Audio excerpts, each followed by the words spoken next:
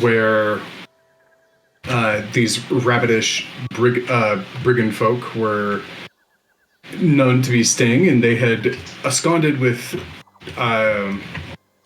Jingle Jingle's silver keyring, as well as her truffles. And you guys dedicated to go and get those back, to bring them back to Jingle Jangle.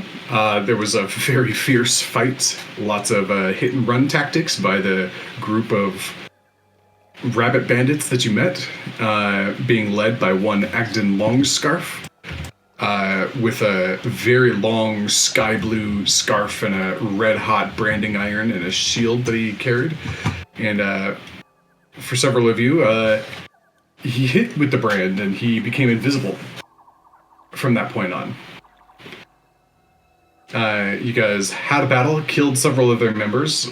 Agden left after stealing something from Kevis, a water skin, I believe, and then made their way back to their home base, an enormous tree stump that had several bridges, all leading up to it with ladders about 30 feet in the air.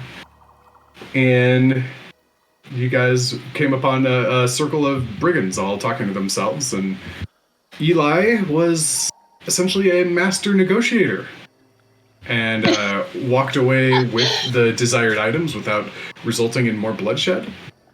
But while sacrificing his chain armor. And you guys had some conversation.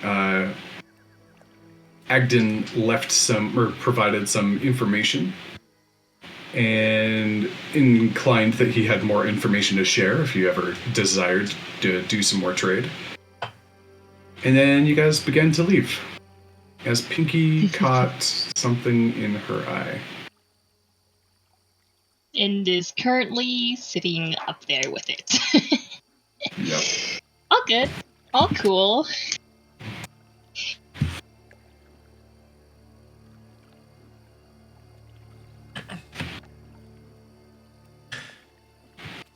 Yeah, you guys are starting to saunter off in the So the rest of us are down direction. the ladder, right, Morgan?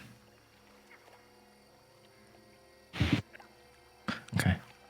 Kevin's gonna look around, just being Kevis. Notice Pinky's gone. Look dead at Eli and be like, do you know where Pinky went? No, I thought you had your eyes on her. I was already down here.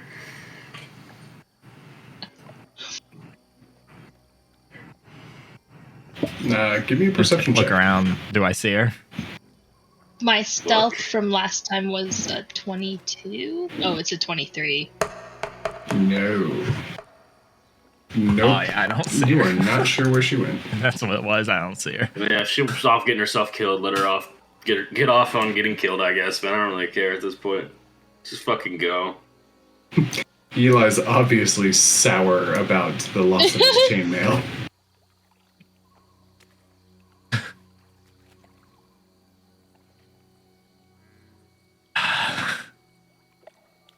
Kevin's gonna look at I'm gonna look at both Moose and Zarius. Can you guys fly up and see if you can see her? But the last thing we need is her stealing something from them and then causing us more issues, as most of us are already beaten and Yeah, I'll battered give it a already. look. What the hell is this thing at? Do.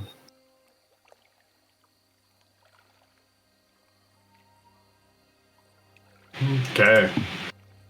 You fly up as you are a ways away from the tree stump, and you begin to look around. No sign of Pinky at all. You do see that the bandits are all kind of gathered around the pile of stuff, and Agden is holding up the chainmail, and like everybody is like looking at it. It's like it's their new prized possession.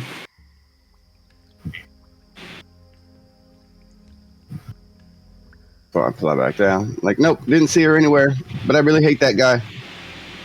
Oh, hello, Mr. Acton? Pinky, where are you? Are you up on this? I'm sitting on that tree right next to his scarf. I haven't touched it, but I'm sitting right next to it. Okay, it's a ways off. It's maybe like the tree is. I mean, imagine a tree that would harbor a stump this big, and then that has fallen over, and the piece of blue cloth that you see is on one of the lower branches. So it's probably maybe 150 feet away. This thing is like essentially like a redwood tree. I'll be sitting on like a branch out of reach, maybe like 40 feet up. There is a branch. Okay, so about around that height. 40 feet away, like somewhere on the trunk of the tree. Yeah. Okay. Okay. And you don't see him because you are branded. But you call out to him. You see his rabbit ears just perk up and like, hi! Who's talking to me? It's me. The little pink fairy who spotted you last time. Yeah, you. Hi. What you want?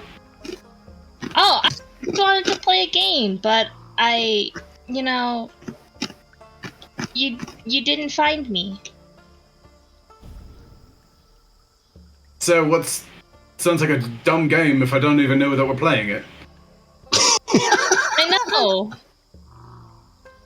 But I was hoping maybe you'd find me, or maybe count heads or something. He kind of looks to like the rest of his bunny buddies and like. Am I sounding crazy? I'm sorry. I couldn't help but notice that really pretty blue scarf up there. And, well, why is it stuck there? I mean... And all, like, manner of, like, curiosity and joviality in his face just vanishes. Not that you know this. You can't tell. Yeah. But you hear something similar in his tone. Don't you dare fucking touch that scarf. I won't touch it, but is there a story behind it? My dear, you are of the Fae. I know. Everything has a story. Which is why I'd love to hear this one. Roll a persuasion check.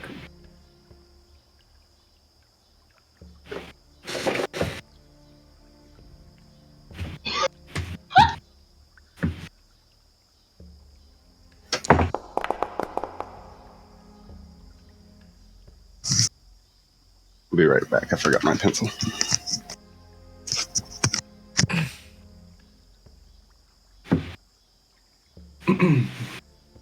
He kind of thinks about it for a minute.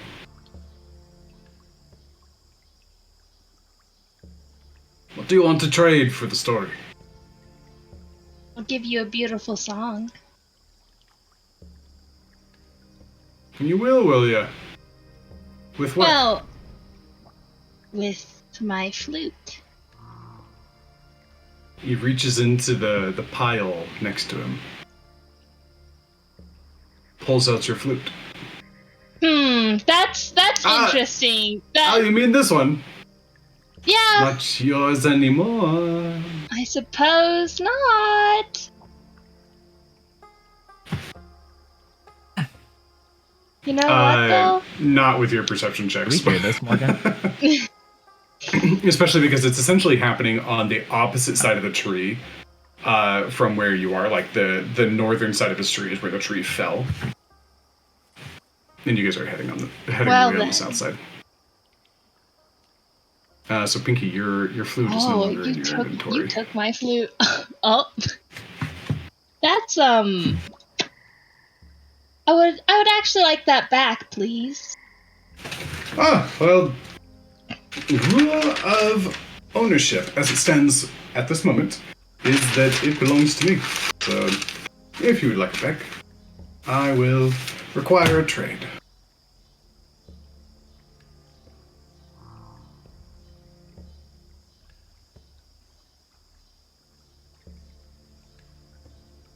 Do you like singing? Say again. That song that you guys sing. Aye. It's a way to rile the band up, get a little bit of joy and frivolity rummaging around in a group. Of a special magical seed. If you sing to it, that song. Lily, you're a little bit quiet. Yeah. I have a special magical seed. If you sing to it, it'll sing back to you. That song you love to hear so much. Truly. Truly. Ah. Well, that is peculiar. So the flute for the singing seed, then? Yes. Aye. That's acceptable. Okay. And by the way, at this point, Pinky, all you see is just your flute is floating in the air. I'll take one of my magical seeds that I have. Hold it out. This is the magical seed. You can also test this out if you would like. Always test the merchandise. Of course. You guys need to sing the song for it to work. It'll listen. Aye. They rummage around and several of them scurry off to their tents and bring back the drums and the bagpipes and poof, poof, poof. They go through the song, similar to how you've said it before. A few different voices this time, all praising Agden. For the rest of you, at this point, you start to hear the instruments banging. Poof, poof, poof. The poetry and praise of Agden Longscarf kind of echoing out over the swamp. And so they sing, and Agden himself is staring at the seed, or is his face gets real close to the seed. You can't see anything. But you can tell that his voice is very close, he's singing into it a little bit too closely to the microphone. The song concludes. Alright, we sung. Alright, now I just want you to say the first few words of it and it'll sing it back to you. He begins. The first few lines, which I don't know off the top of my head. Didn't expect to have.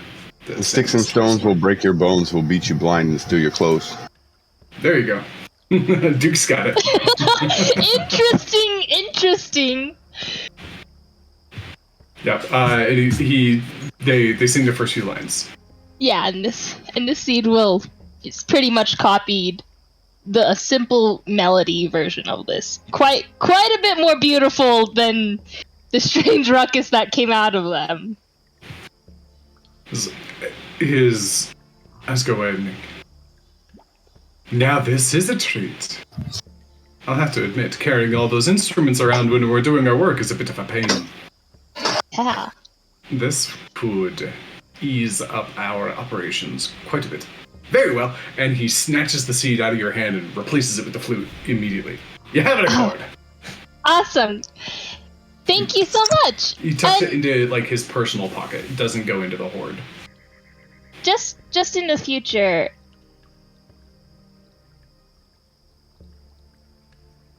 perhaps you'll find a better way of negotiating. That doesn't involve taking people's stuff. Because one day, you might run across somebody who doesn't take so kindly to their things being taken from them.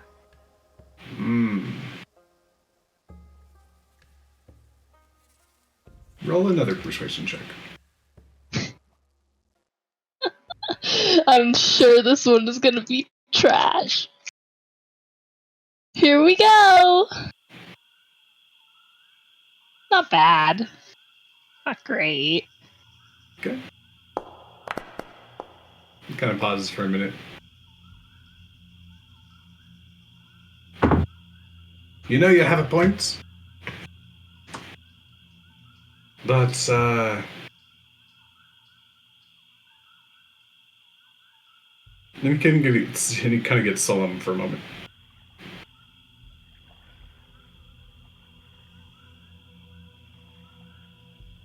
we're just doing what we can to survive. And, I, and therefore by proxy my group, have a very large debt to pay.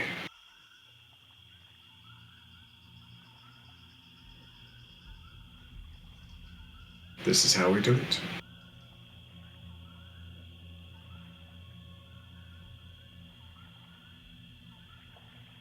I hope one day you can repay your debt safely. Goodbye. Well, thank you, Remus. You start fluttering off. You don't want to hear that story, then? Oh, well, if you're offering, I won't say no. no. Offering up it as a bit of my own merchandise, so to say. It is, of course, for trade.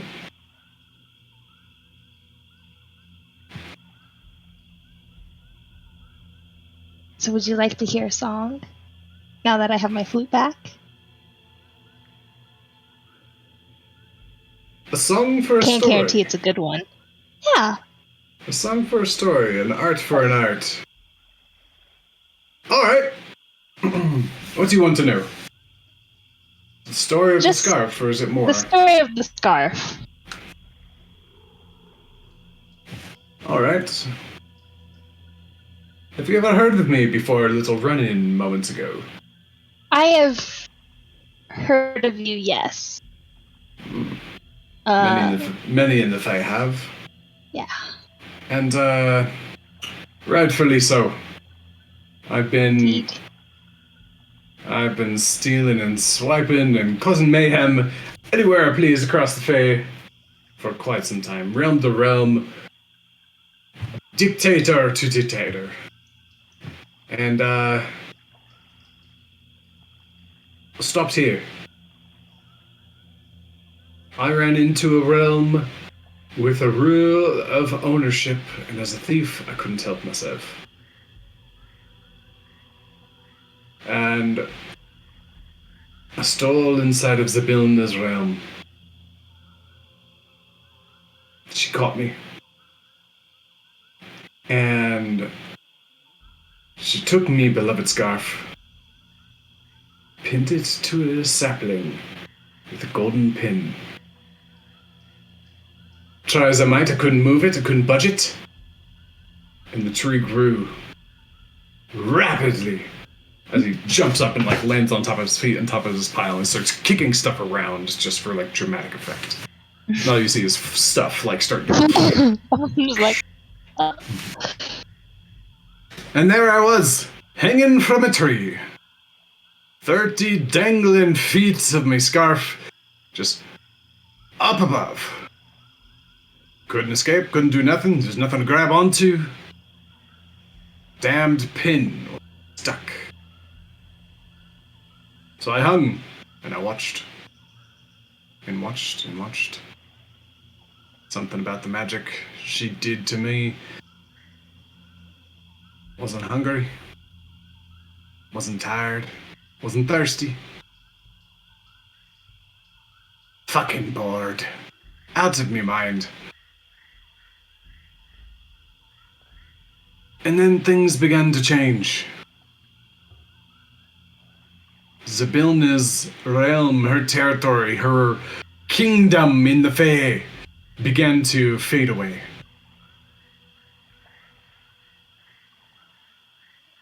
And then came the swamp. And then came Bavlorna. She saw me plight, and she offered to extract me from my current circumstances.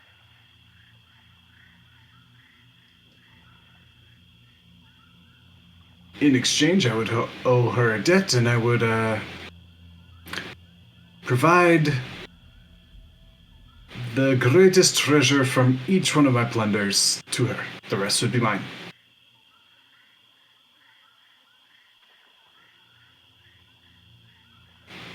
And that is how we got here. I agreed. We struck an accord.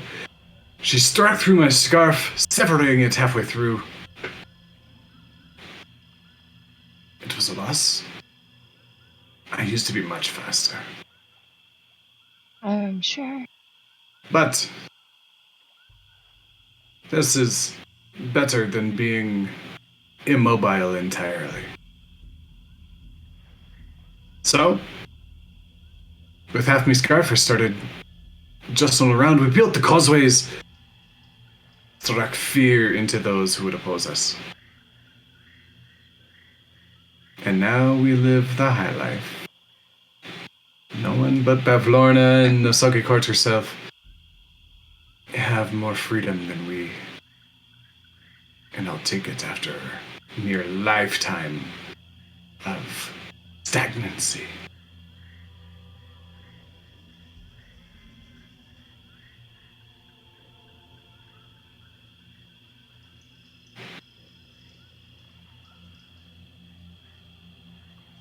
Would you like to come back one day?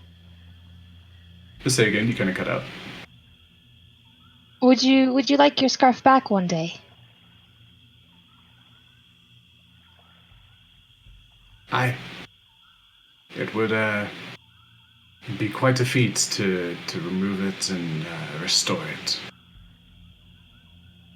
But it's possible.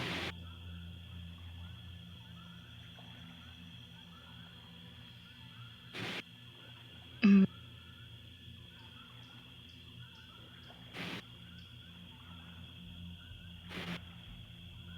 I can't make any promises if you don't change. But you could potentially go back to Zabilna eventually. With a change of heart. And get your scarf back.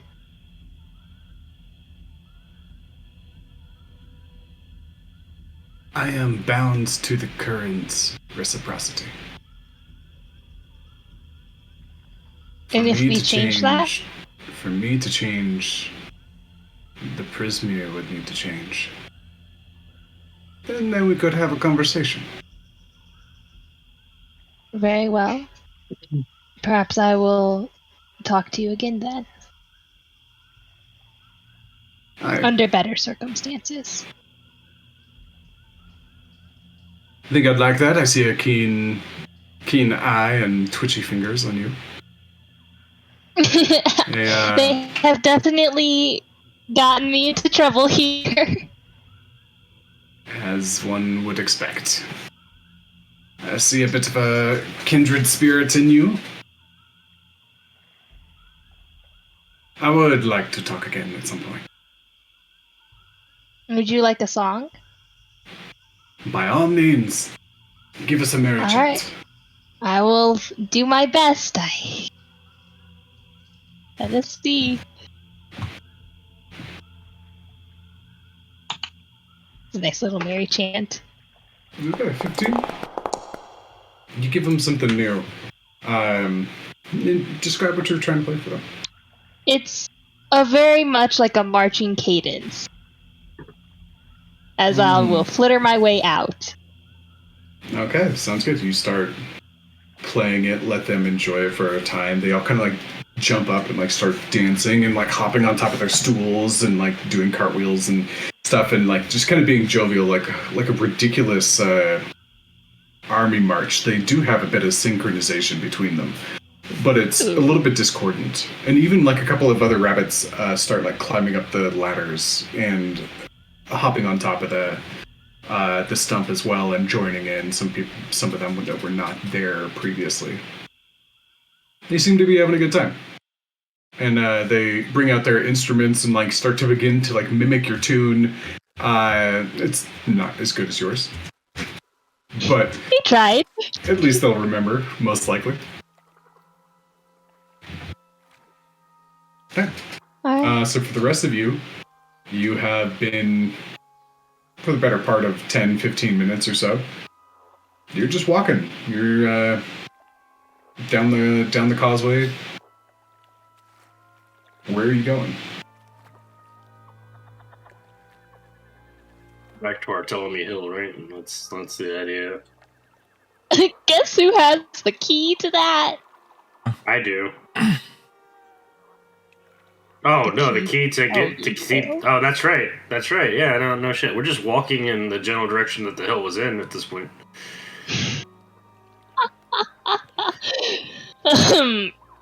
Oh. All right. That you've I just feel like been we would walking notice that like 10, in 15 a minutes direction. later. Yeah. Yeah, pretty much. Right. Travis is just so focused When on real trying to life figure out where matches the Pinky game. is. Okay. After this, you guys are kind of heading in a southern direction, like heading away from the tree. And Eli, do you pull out that key that matches Jingle Jangle's hut or her cave? No, I thought That was I thought Pinky that had the key. Pinky has Pinky Oh, has Pinky the had it. key Oh, that's to right, Jingle that's right. Jangle's hut. Okay, then you guys are just Pinky that walking. we got. Yeah. Yeah. Okay. Roll a whoever's leading the charge here. Eli seems to be in front. Go ahead and roll me a perception check.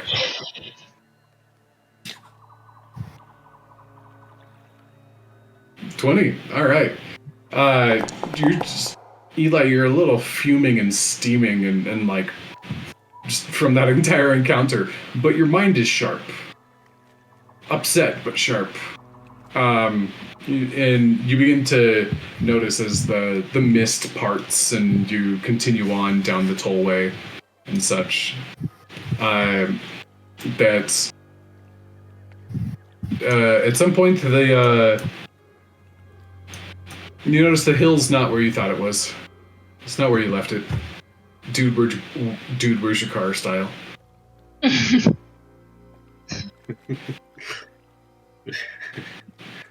Well, this is no good. Candace. We're lost. We're lost. He's still looking at what? The hill's over. What do you mean we're lost? Didn't you have like mid sentence like didn't you have the Yeah. Pinky has the key, doesn't she? Kevin just stands there. Just like defeat. Yeah, I don't know why we trust her with like anything. I don't know why we gave her the key or let her keep it. Just fucking take it from her next time. The fuck? Yeah, you'd think. She's liable You to think eat we'd by learn by something, and now? then we just lose the key, you know? Yeah. So, I don't know. Next time we get Kevin's shaking his a head. key to a Well, hill, we won't give it to Pinky.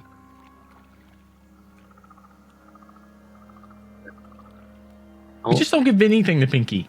Don't let her hold on to Okay. anything. She'll find something she wants and she'll take it.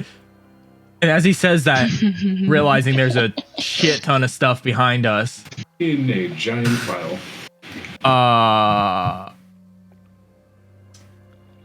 Yep. Anybody see Pinky No, I when looked we for were her, leaving? but I didn't see her. Chestnut didn't see her.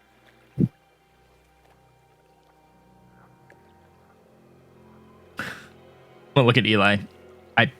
How much you want to bet she's back there trying to take something?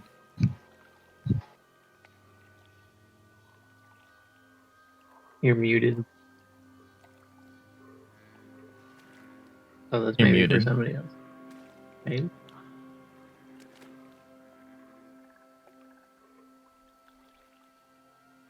Are these? That work? Oh, okay, cool. We fixed it. Yeah, All there we right, go. yeah. My It's fucking. okay. I successfully read your lips when you said the word fuck. Like watching a football coach. So what was the question? I fucking no. I think she fucked off. I think it's while we were negotiating. I think she just fucking left. I don't think she's back there. She's not too stupid to try to steal from the Steelers, right? I mean, these guys almost killed her, right?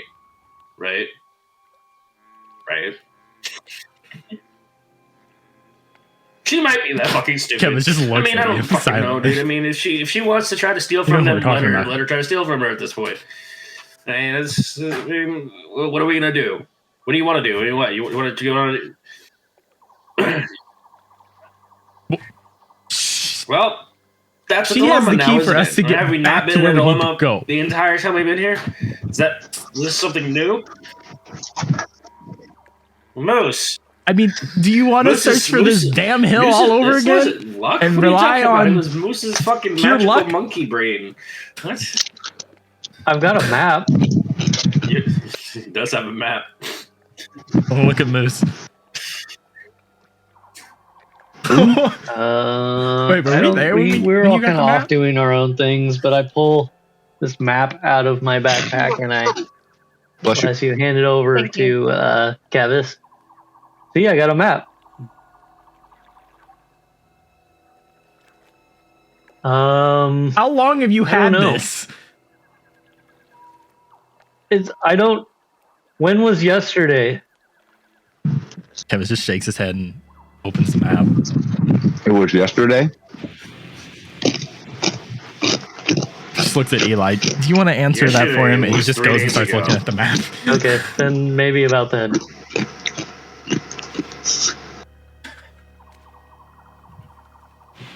Pinky's pretty happily like going down the road. Got a good tail in.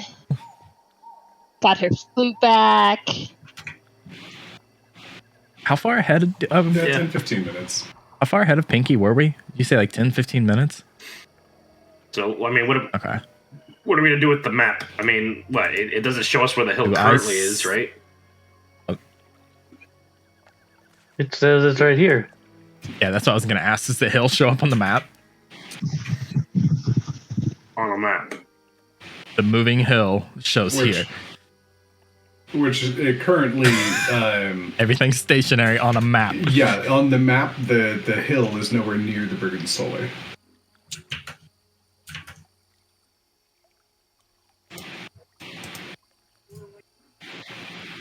So Kevis rolls the map. Looks Yeah, at you're Moose while welcome. holding the map. Looks at Eli. I think I'm gonna hold on to the map.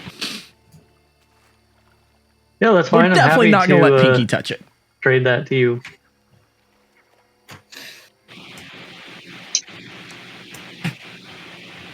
To be fair, Moose has been probably the most helpful have so far keys. by providing a map. I have 2 keys. So, That's what we came here for, right? Well, Did okay, we leave fair. Talvar on the fucking hill, by the way?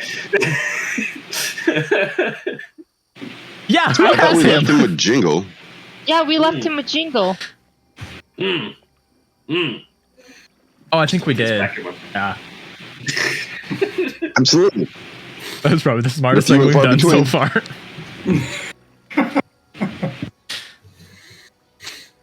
We're pretty smart. Kevis is just gonna look around again. Does he see Pinky at all? Are you guys continuing on? He's or are you frustrated waiting looking for her? Pinky.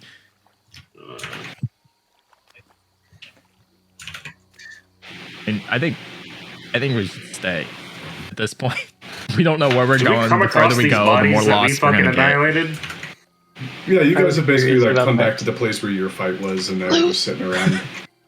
Yeah, let's loot the bodies. I like that.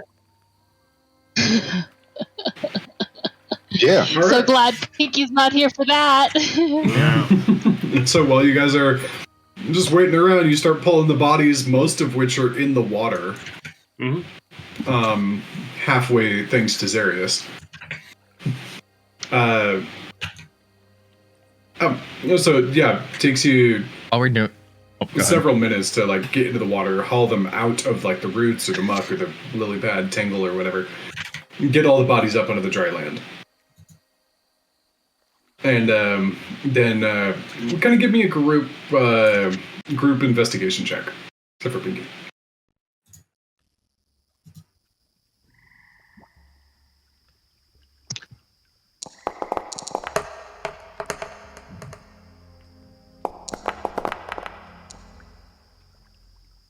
And we are Give missing me 1 minute. My internet had went out, so I have to log back into everything. Like it flashed out for a second. Okay, all good.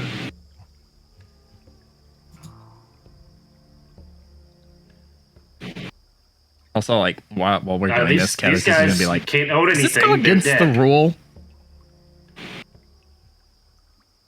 I agree with that. I'm with him. Kevin just kind of shrugs. It's just like an abandoned tower. If nobody's there, you can take whatever. I don't think. Yeah. How well did that go? I got knocked out by a weasel. Yeah, you Suit did. of armor. A rug. Do Half the party jumped out the window. What's on them for somebody else? No, I'm just bringing to the fact that if something happens, we did take stuff from bodies. As he's rummaging through the bodies. Duke, you want me to roll? Do you want me to roll for you? Yeah, go ahead and roll for me. Sounds good. Give me just a moment. Usually I have all your character sheets open, and today I forgot. A natural Different things I was one. thinking of. Wow. He rolled you a natural one. What a jerk, DM. You start putting stuff in the bodies.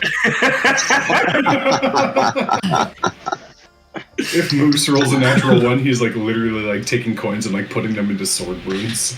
Like in the bodies, not on the bodies or in the packaging.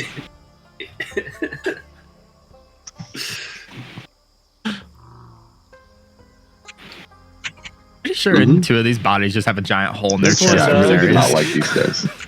Two Alright. ones down here were destroyed by light. That's a 3 on Zarius's part. Oh yeah. Okay, so all in all, you guys And what was it? A perception check? Boy. investigation. Investigation. Investigation. Mm-hmm. Yep. Okay, so all in all, you guys, it's not a great haul. You kind of imagine that by the way that things work here is like they get their stuff and they put it on the pile back at camp. So for now, like, you do find a few things. You found about 30 silver, 3 gold, and 6 copper. You find a variety of weapons. A couple of short swords. Some a bow and arrow. In let me check if they have any armor on.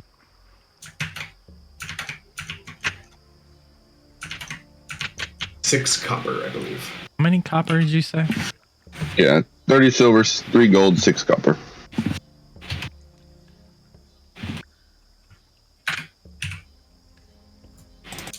Which one of you is going to carry the money?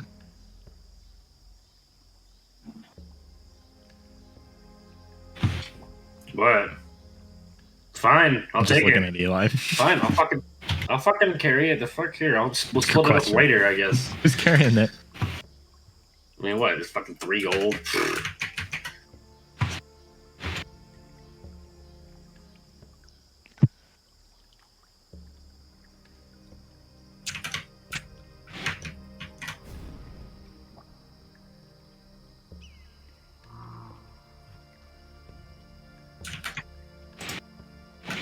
Yeah, there are. Is there any about- arrows by any chance, Morgan? Yeah, about 8 arrows from the one sniper Okay, let's snacks those. shooter that you took down. Okay, and there are 2 sets of viable leather armor on them. Yeah, I'm gonna pick up a leather armor, I guess, and throw it on just because I don't want to be without a shirt at this point. Funny enough, Eli is a little bit more stealthy at the moment. When he moves, it's not. I'm also moving faster than you guys ever seen me move. I'm moving like a whole fucking like pace more than I normally do. Yeah. Yep, so you're able to grab a leather armor, go ahead and equip that. Yep. Yeah, so you find some basic equipments and a little bit of gold, and that's about it. There's also 3 trinkets that you find. Let me, because this is fun. Let me find the trinket table.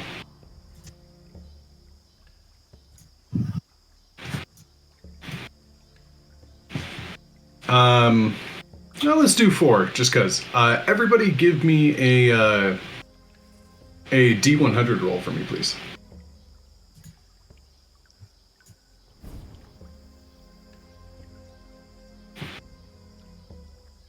Including me?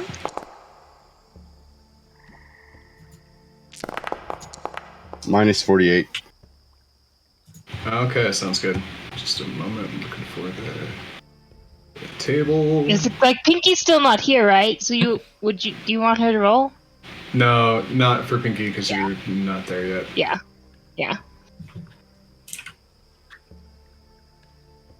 You don't worry, Pinky's just gonna make Don't her worry, way back Pinky to will find her Tommy own Hill without you guys.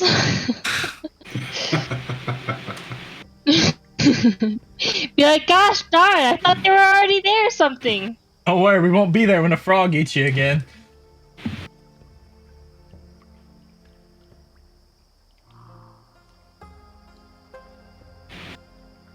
There we go. Okay, we got an 84. So, Kevis, you find... Go ahead and re-roll that one, actually.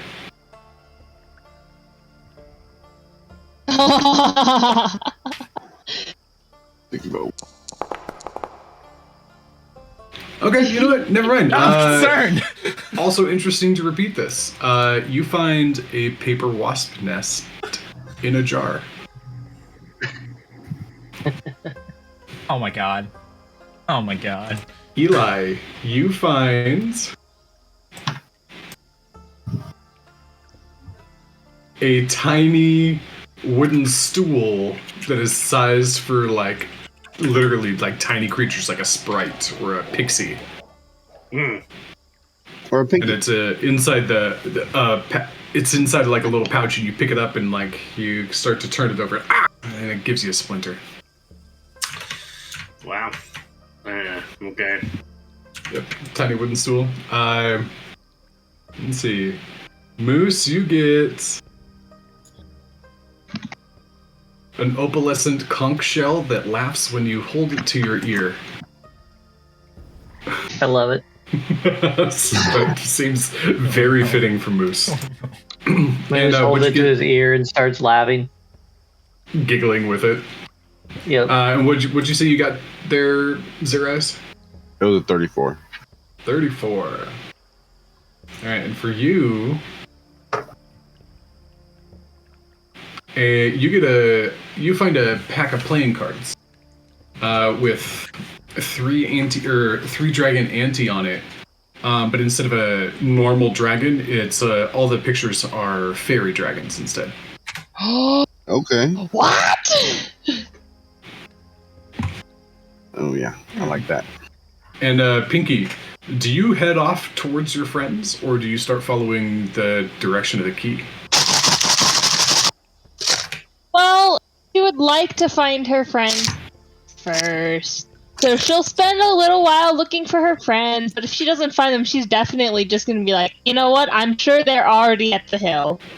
Yeah, sure. You know the direction that they went, so it's pretty easy to follow. By the time that you're done with your conversation and flying and catching up to them, is about the same time that they finish looting the bodies. So Pinky is back in. I just Oh, don't sneak up on us like that. I just hope this doesn't come back to bite you in the butt. Kevis just looks up and stares daggers at you. What? Come back. Where were you? Back. I had a Where nice did you little go? conversation with Agden. I talked to Agden. You did what? I really hate that guy. Did you talk, or did talked. you walk away with a souvenir? I don't have anything else on me. He gave me a nice story, Insight though. check. All right, go ahead and roll your check there.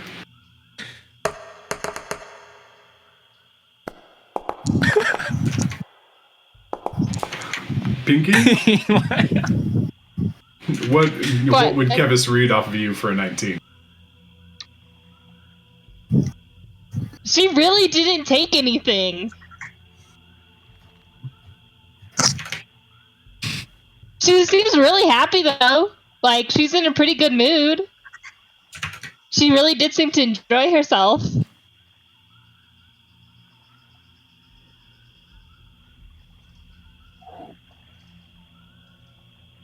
Well, Kevis is also like holding the jar in his Yeah. hand, looking at it, and just kind of setting it down. I noticed. Because you remember what that happened you last guys time when someone tried to grab are that. looting bodies. This gonna be a thing now? We kill people and then we just loot them? And once you're dead, you don't Absolutely. need your stuff. They attacked us. I don't know what they mean. We just kill people. They came in and fucking started throwing shit at us, shooting arrows, trying to fucking brand you. Yeah, we killed them. That's what we do when people attack us. We kill them. Yes. And my master always told me the spoils go to the victors, so I loot Self-defense. every dead body. Oh, okay. In any case, Pinky, do you have the key? I do. Can we use that and get the fuck out of here? I'm tired of being here. Yeah. Thank you.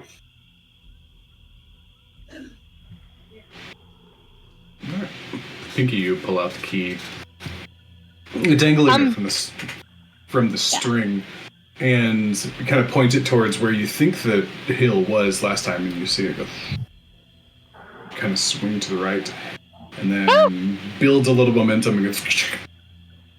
Actually, points a little bit to the left.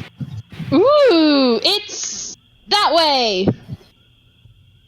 Lead the way, Miss Pixie. I'll lead the way. Do-do-do. Okay, did you at least like find anything good on these bodies? Yeah, here, throw a fucking stool at her. Wait, what? You catch a stool, a little wooden stool, like for somebody to sit on. It's got 4 legs. Do you catch it? Yeah. You catch it and examine it and splinter. Ow. Oh. You got a stool? Yeah. I thought it was perfect for you. It's the right size. Okay, it's. How tall is Eli? I'm like 3'8". Oh, I guess I am shorter. Yeah. Pinky, I love that. come listen to this spell. On this random table of like random things, Moose got something perfect for him. Kevis got something that just make Moose giggle. Kevis got something that would make him paranoid. Eli got something that would piss him off, and Zarius got a game to play with other people. Like, just that whole happenstance feels very appropriate character to character.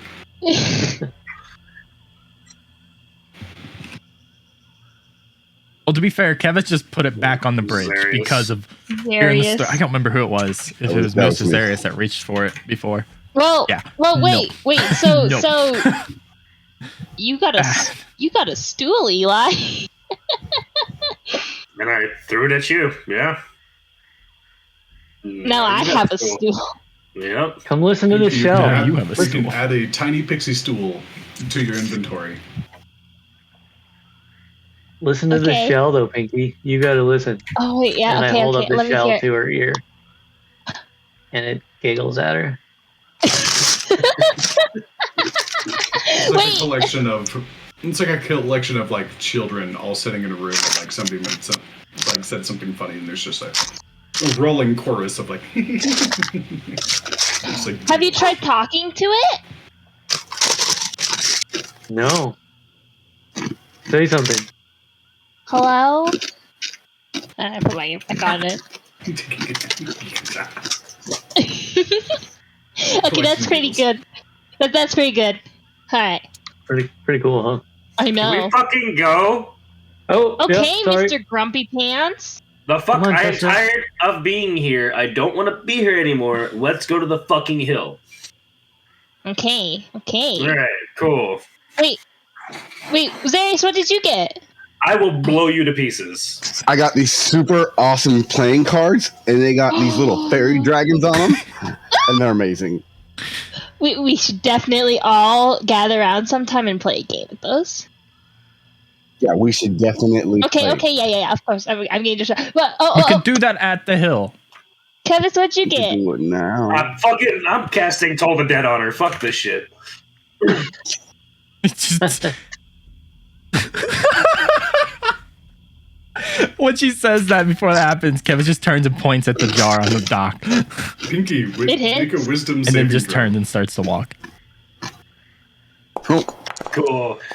I Have don't you think taken that's- damage? Have you taken damage? Are you at full health? She Or has, Yeah. she has 1 HP left. okay, no, cool. shit. Yes, she does. Cool. So she takes 2 necrotic damage. You know what? Just for the shits, memes, and giggles, I drop the key into the water. Just, she's like The passed key out, drops and into the water. It's in her hand Cool. and just. Cool. I go over go to her and I grab the fucking key. I don't give a shit. I walk right to the fucking water. Okay, roll a perception check as you're like trying to find out where the key went in the mix of the plants and the water and the muck. 17. Yeah, you got it. Cool. It actually lands on a lily pad and it's like pretty well there. Cool. I'm gonna grab the key. Meanwhile, while he's doing that, Pinky, make a Death save. death save.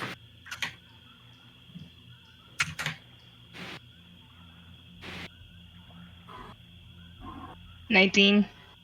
19. Yeah, you're doing just fine. Cool. I'm gonna fucking get back onto the planks and figure out where this key is pointing us and start heading that fucking direction. Eli, you're a little You- trigger happy there. I'll try Yeah, to this help is just gonna be Pinky like- out. She's fucking with me. I don't want to be fucked with right Why? now. Let's go. I got He it, only Darius. wants one person fucking with Okay. him. I was. Yeah, want I to turn at I Moose. fly Can down you- there and I scoop her up, and I will Just cast point at Spare the Pinky. Dying so that she's no longer making Dying. death saves. Okay. I can't heal her right now other than that. So, Carry her Neither all can the I. way back. yeah, Moose, To be fair, we did talk about Yeah. keeping her from stealing stuff. I'm already Might gone. not I be a don't know what you bad guys are thing. doing. I'm fucking walking. You're super slow. I'll catch up. Moose, like- He is really slow. Slow. I'm just as fast as you guys now. Just No, you're still super slow. by 30 feet, yeah. It's canon. It's canon. What, you 30 you're a feet? slow walker. I'm still faster than you. Moose shifts It his just catches backpack up to the eventually. front of his chest, so he's wearing it on the front of him. And Pinky is like hanging out, kind of half unconscious, on one side, and Chestnut, my wooden horse, is hanging outside on the other side of it. And I'm just gonna carry Wait, them is like your that for a little backpack bit. 2.5 feet? Did you put Pinky in your backpack? Yeah, I put Pinky in the backpack.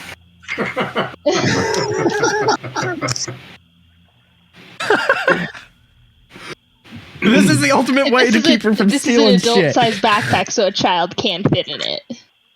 I don't. Hopefully that all works out. Yeah, you're real little, and I am. I'm only 2.5 feet. you probably don't fit all the way inside, but you like put your legs and stuff in there. If he like curls me up into like a little ball, then maybe I'll fit. I figured she's like half in, half like just flopped over on the other side. Dead fish. Yeah. All right, Eli, you follow the direction of the key. Yes. You gotta shift your way across some planks, taking a left turn. And it's not like a direct route. It's like okay, I could take this one, and it takes you the wrong direction a little bit, but then that leads you to one that'll take you down a little bit further. It's kind of like you're making a zigzag back and forth. It is not necessarily a straightforward plot. But eventually you get to the point where you see the you see the hill. Again, about 100 feet off from where the boardwalk ends. Yeah, I'm walking towards that bitch. All right. Just You're gonna going. hop in the water and start swimming? It is high tide right now. Yeah, no, Yep, That he's sucks. hopping in that water and swimming to that bitch. yeah, I guess. If you know Jingle Jingle's waiting for him. Wow, you're fucking hilarious. No, I'm not hopping in the fucking water. I saw what happened to somebody who swam in the water. I guess I'm gonna sit my fucking grumpy ass down on the fucking pier and wait for this fucking water, fucking some flyer to take me to the goddamn fucking stupid hill. This place is stupid. Hold on, Eli. We'll get you over there. And How long does it take us to get to where we are? To catch back up to him. No, to get to Tommy Hill. It's 100 feet, 100 yards off, he said. Something like You're that. muted, Morgan. We can't hear you, Double Morgan. muted. About half an hour or 45 Morgan minutes muted. of like walking around the boardwalks to get back to like where Telemy Hill is located. Okay. Especially because you guys left the stump, went in a little bit of the wrong direction, and had to like course correct. Mm-hmm. So yeah, these boardwalks are surprisingly expansive. I'll fly over to Telemy Hill and set the backpack down with Pinky, Chestnut, and I'll fly back and pick up Eli. Fly back over. Sounds good. I keep imagining Eli like in this moment. It's like when you pick a cat up by its armpits and just let its body hang. It's just like That's funny. That's the same picture I got in my head. A very grumpy, unhappy cat. Yep. Eli is a grumpy All right. cat from the Can I internet. pick up Kevis and carry him across the water? Yeah, no problem. This telling me key is definitely in my fucking pouch since we saw the hill. Yeah. Fucking nice and safe. Okay, you guys get back to the hill. Is that a key in your pocket? I am the master of keys. Key in the pocket pointing at the hill. You go with Jingle Jingle so well. Yeah, let me tell you about it. A key in No. the pocket pointing at the hill. I Hey. caught that. Miss Unconscious, you do know I'm celibate, right? Like that's a thing. Okay, cool. I like to celebrate Miss too. Unconscious doesn't care. Yeah, okay. Good talk, person. In the Yeah. back. Yeah, seriously. Hey, you guys get back to the bottom of Telemy Hill. Yeah. Right here on Telemy. Fucking. I'm just gonna assume that she's in her fucking cave, and I'm gonna start walking towards her cave. Okay. Yeah. You guys, very similarly to the last time, the trees kind of awaken and shift and stretch, their limbs groaning, their bark creaking as they kind of awaken themselves. A few of them start to kind of walk alongside you. How was your adventure? Fuck you. That's how my adventure was. Oh. Pinky It was died. great as I'm flying by. It's amazing. Pinky died. I think Forge is frozen. Okay, there we go. Lots of crazy movement all at once. Yes. Okay. Yeah, Pinky. And died. you guys do get back up to the hill.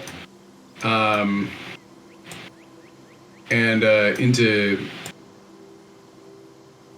into her chambers, and you find Sir Talavar sitting on a bearskin rug, kind of like nestled into the corner, like near a tiny little fire, just like curled up in his cage like a sleeping cat, who's like chilling in the sunlight. Talavar.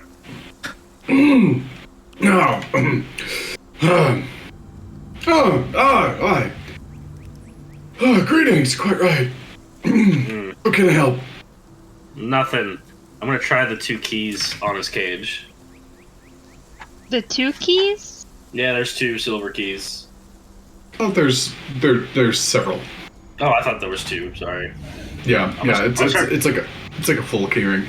I'm gonna start trying to get the fucking keys into this fucking lock. Just going Sure. at it. Doesn't appear to be at the moment. Is Jingle in here? Jingle! Eli, you start going through the keys. It's about on the 6th out of the 8th one. The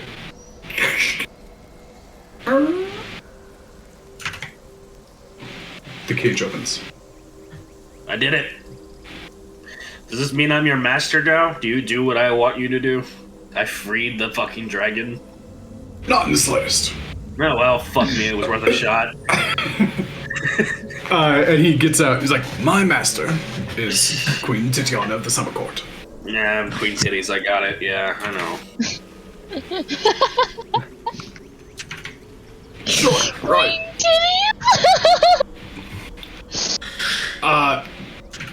Perhaps I will use the alternative pronunciation, Titania.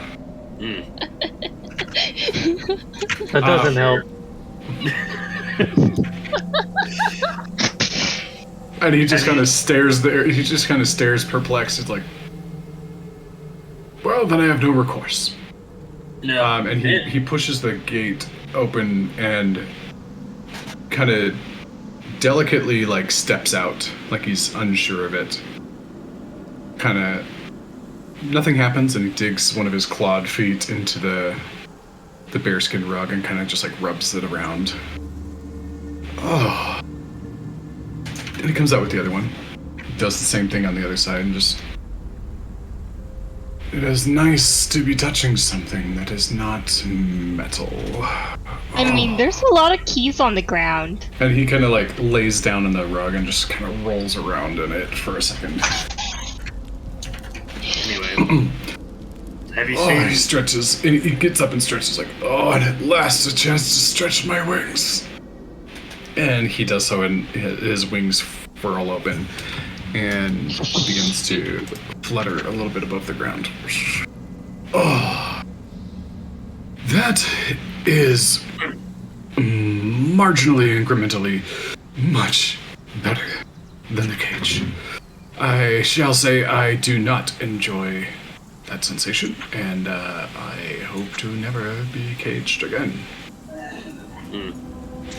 Thank you. Can I have the cage? I You have would want the no cage. use for it. You can have my prison and do what you like with it, as long as it's not put me back in. No. I just assumed it was your cage because you've been in it, so I should ask you for it instead of just taking it. Oh, I appreciate the thought and the concern, but no, for me it holds absolutely negative value. Have at it, good sir. I take And, the cage and I put it in my backpack. Okay, it's about this time that Jingle Jangle kind of wanders back down the hill. Or into the cave. Oh! Jingle Jangle's friends have returned. Hello. We're back. Jingle. Here's your key ring, and I throw the key ring at her. And she looks at it and she... Oh, this is... Jingle Jangle Jingle thanks you very much. And she starts like looking at the keys and going to 1, 2, 3, 4, 5, 6. Oh. Oh. This one found its home. Yep. We opened the cage and got Talavar out. And Talavar at that point kind of like flitters around the corner, and she starts jumping up and down. All of the keys on her vest start like flopping and clinking into each other. So it's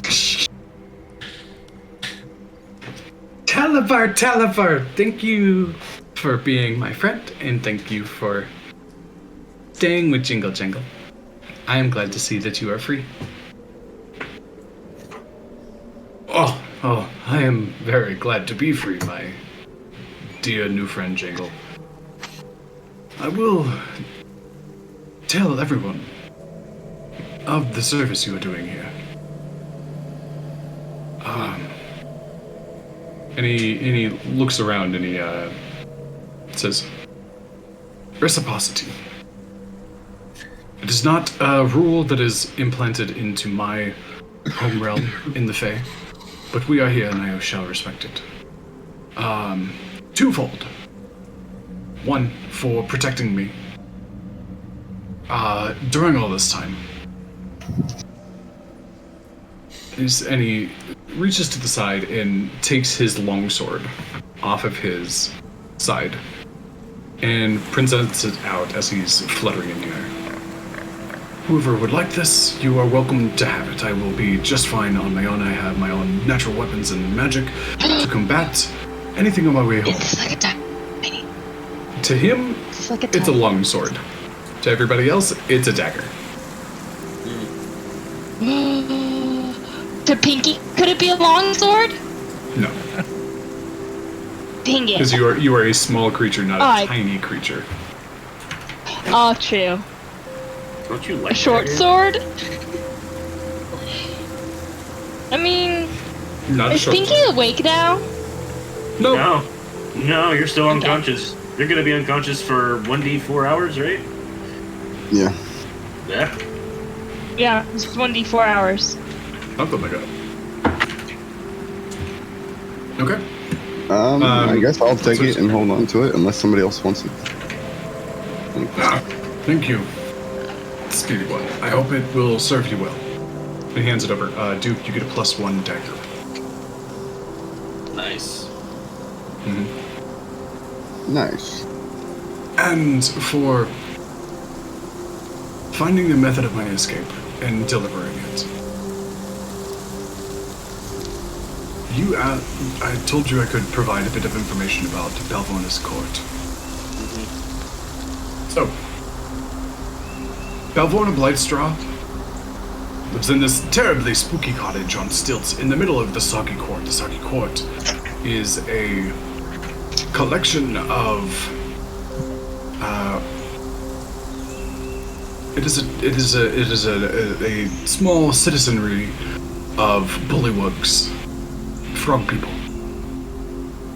They all serve Balvalorna and the Froggy King, and they are very chivalrous when they are not carrying out deeds that would hamper me and put me in a cage and keep me from leaving.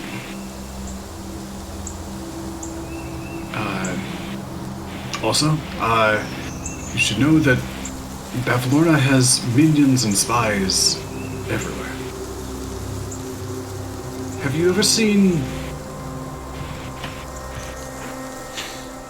Have you ever seen something that looked like a small frog with clothing and glasses? Yeah, there was one in your fucking thing, whenever, right? Ah, you're referring to my dear departed pilot. Unfortunately, no. He is one of the bullywug, yes. But there is something different as well.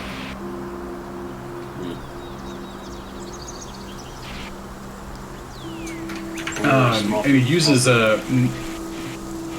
and in his hand he kind of flicks his fingers a little bit and like goes like this, and inside of there you see a squat green little figure with kind of a hunchback, long, gangly, like sagging skin arms with very thin meat underneath, and very large silver discus eyes that seem like glasses, but no like nose piece or frame. It's kind of just like two bifocals sitting on top. And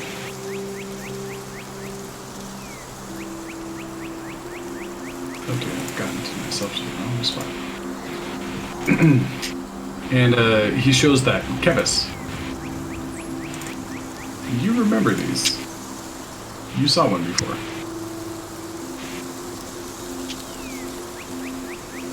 It was at the carnival. Now that it's still and in front of you, you're able to identify it. But, this is certainly the thing that you saw when you were there.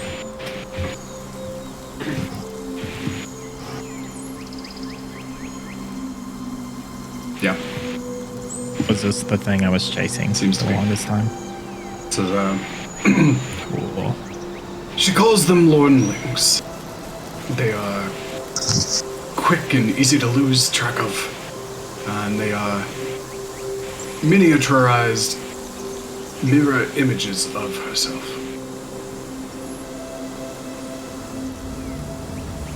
You will be...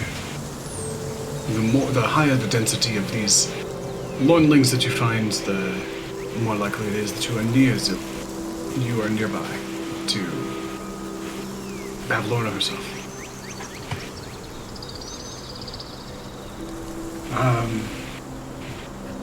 Are there any other questions that I may be able to assist with? Where are you gonna go now? You coming with us? You going back home?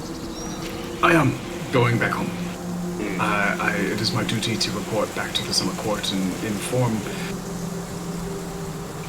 Titania of her neighboring realm's current disposition. The Prismere is divided. It is no longer what it was, and that sort of news affects those around it, not just inside of its walls. It is information that needs to be passed on to the outside. You gonna be able to get there safely? Last time you got caught, right? Yes. Well, that was when admittedly, I had let my guard down, and I thought that I was wandering into allied territory. Clearly, the Coven of Witches, the Coven of Hags have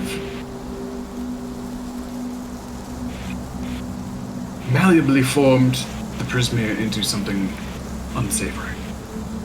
I was not expecting it. Well, I shall. it's the last be time I'm prepared. freeing. Last time I'm freeing you from a cage. Just don't get put in another one. I find that very agreeable. Okay. I don't have anything Anyone else? for-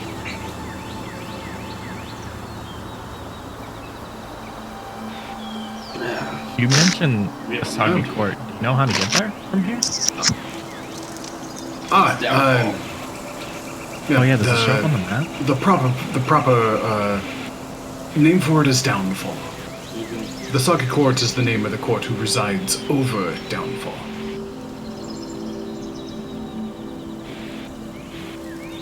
Ah.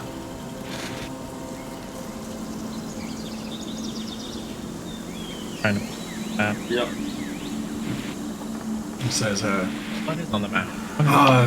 you should be aware that the Hourglass Coven is the name these three hags have given themselves. They are distinct amongst each other, but they are sisters, the thrice of them. And they are capable of working together when it suits their purposes. In general, however, they loathe one another. They are constantly plotting against the other two while trying to pit the other one against the remainder. There is no love lost between them. And the most damning thing that I discovered on my journey here was that the three of them have bastardized an artifact called Igwilv's Cauldron.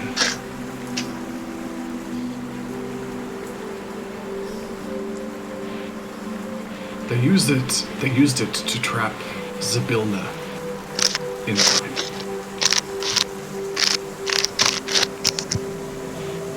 She is frozen and unable to perform her duties as monarch of the Prismia, which is how the Coven was able to reshape the realm as they see fit.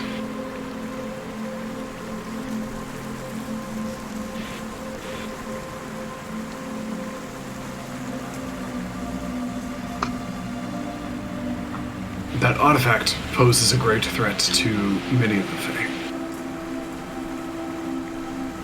And I would have my mistress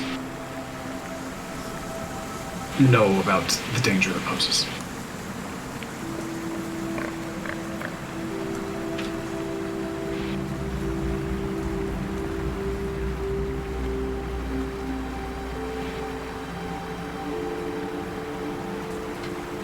So what I'm hearing is if we want the Prismere to get back to normal, It would we need to likely take care of be this cauldron. one of the steps necessary, yes.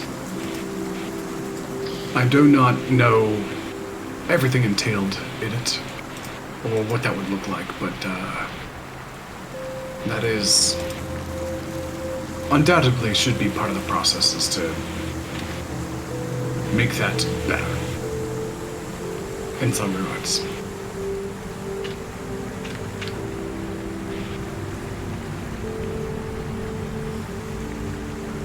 Currently, no. Do you know where this cauldron is? It was merely some gossip that I overheard from the circuit court. They are quite prone to gossip.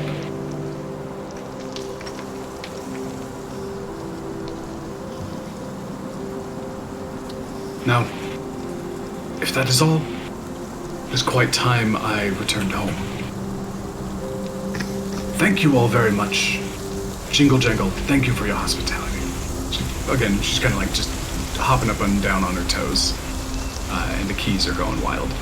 Jingle Jangle is very happy to have had made some friends and have them stay. So you are welcome, Sir Talavar. It's been great to meet you, and I bow, and Pinky falls out of the backpack. And he bows to you, and then he in turn also bows to Pinky's unconscious form on the floor. Lovely. I pick Pinky up and kind of like curtsy her, and then In the air. put her back in the backpack. Alright. So, I am off now. Thanks for the dagger. Thank you for my freedom. Safe journey. Your valor shall not be forgotten. And he flies out of the cave, leaving a little bit of a purple and blue mist behind him, and vanishes. Well, that was fun. Quick Inside question. Where's check. Jingle Jangle's Inside truffles? check. Oh, her truffles. Yeah, you're right. Yeah, who has those? Wait, what about truffles? Yeah, I think I do. Eli does. I forgot about those, to be honest. I just reading my notes. I was like, wait, I put down truffles. Yeah, I think I took them with the keys or whatever. Right. That was very nice of you to free Sir Talavar. It's the whole reason we're here. Jingle Jangle doesn't have very many friends come, so it was nice for someone to stay, even for a short time.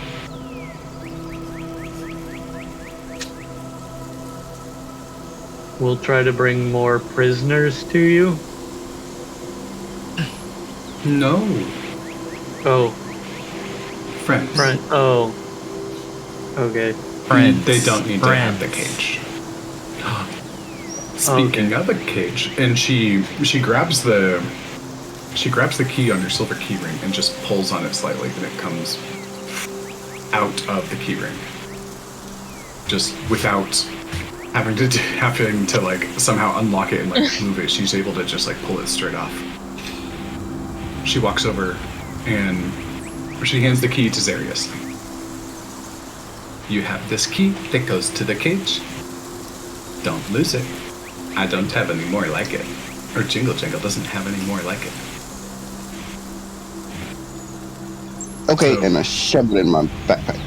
Yep. So now you have a silver magical birdcage and a silver birdcage lock or key. It's fitting. The bird guy gets the bird cage with the bird key.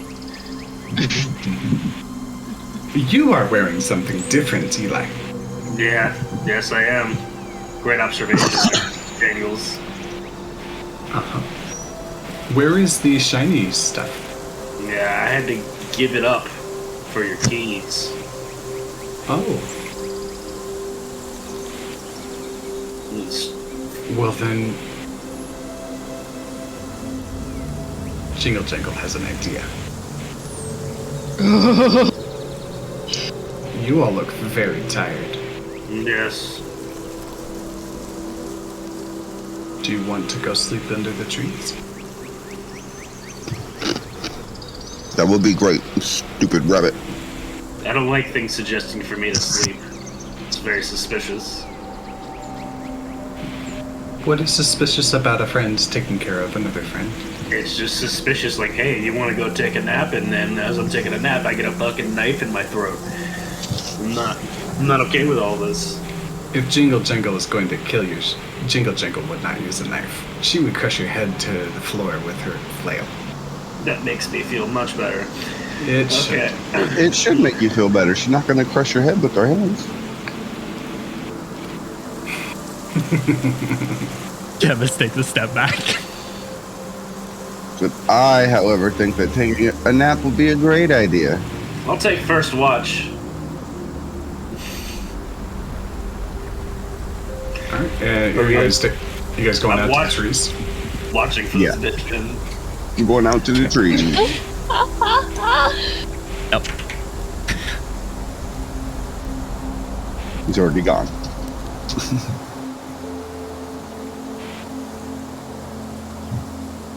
Kevis falls Okay. right behind.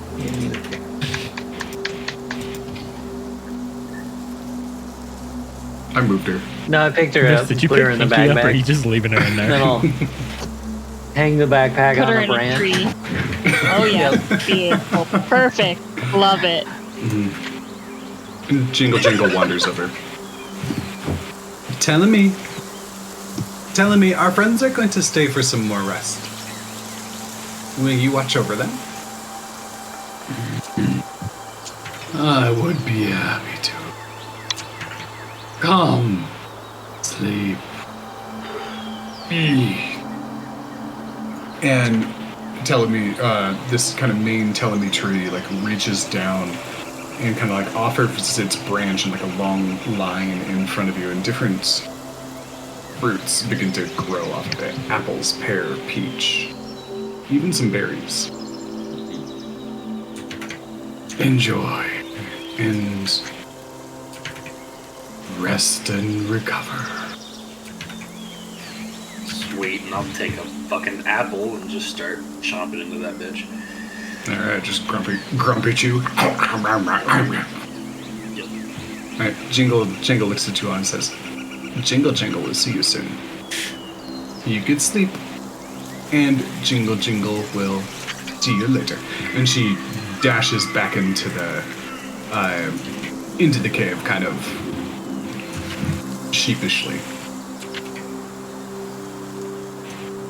Okay, and we will You guys should begin. try these berries. They're really good. There's even some What? bugs on the tree too. Ooh, some bugs on the tree. Yeah, I'm gonna eat those too with the berries. Mm-hmm. The crunch with the berries is really good, guys. Yep. Bugs are all yours, Arius. Kevis, you take a bite of the Because pear. Kevis just grabs the Very pear. juicy, nice kind of gritty texture on the skin of the pear. Take a couple of bites, and then on your third bite, you look back, and there's a little worm like wriggling out of the side.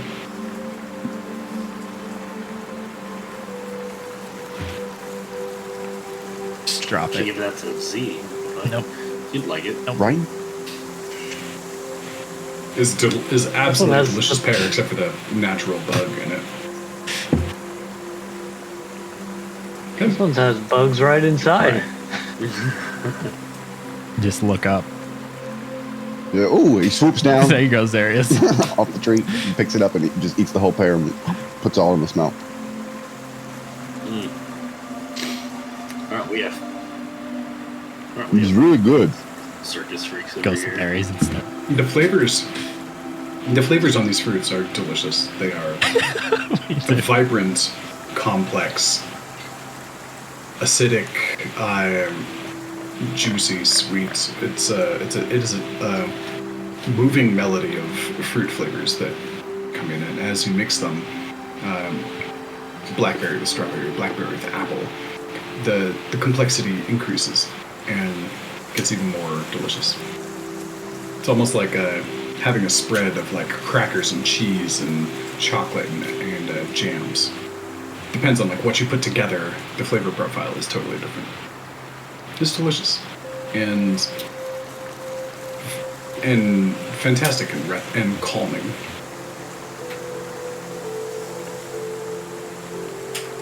What do you guys want to do?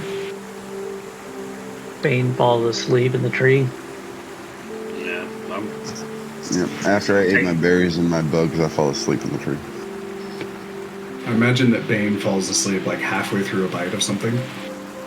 And just like, and the like arm just like falls limp and an apple falls out of the tree. Sounds about right.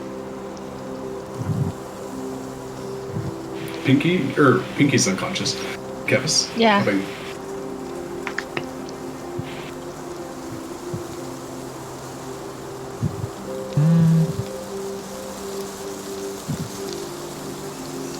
He doesn't fall asleep just yet. He just kind of sits there, enjoys food from the land, something he's not unfamiliar with. Holding necklace, just watching the group, keeping an eye out till he slowly falls asleep. Eli? Oh, I'm watching out for this jingle bitch, making sure she ain't gonna come and kill us in our sleep. Okay. Roll a perception check and percentile of that. Sweet.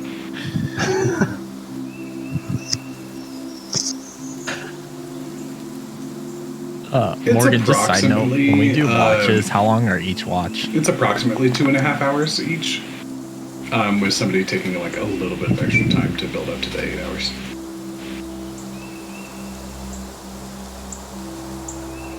Okay. Mm-hmm. So normally I would, Yeah. Kevis would wake up on the second watch, no matter what, with a long rest. Okay.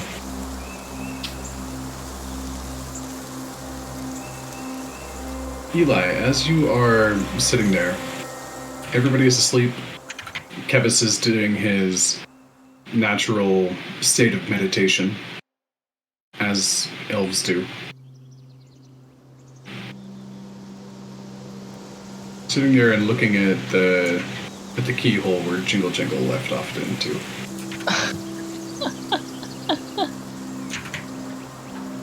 And as you kind of stare, it's a little bit like when you stare at something too hard for too long, it can kind of make you a little bit dizzy. You feel like you're falling slightly.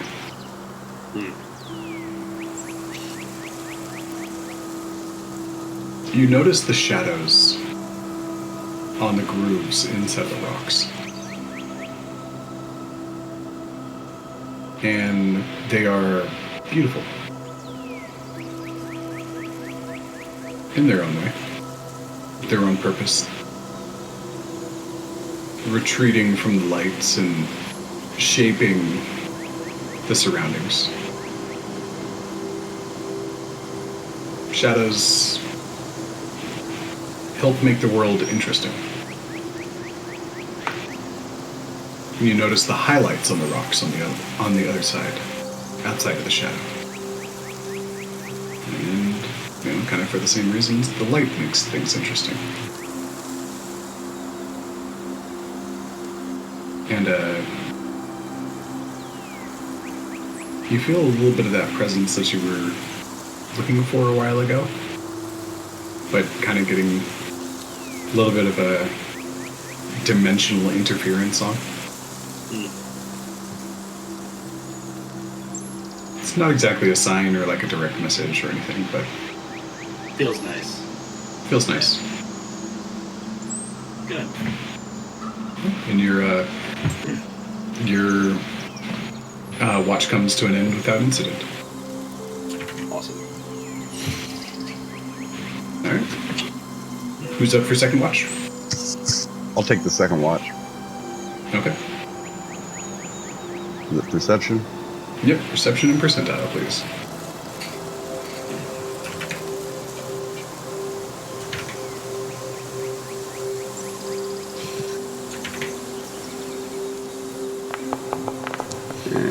Second. Percentile is 66. Okay. Zarius, you're just kind of scoping out, scooping up some bugs every time you see them. Just looking out. Get a little bit higher up than normal since you've come to the Prismere. It's nice to just look out over the branches that you see and just kind of immediately in front of you, you see just air with a layer of trees below it. Reminds you of home. In this, rare moment to actually like chill out and relax, and there's a little bit of nostalgia there, and also a little bit of frustration, determination.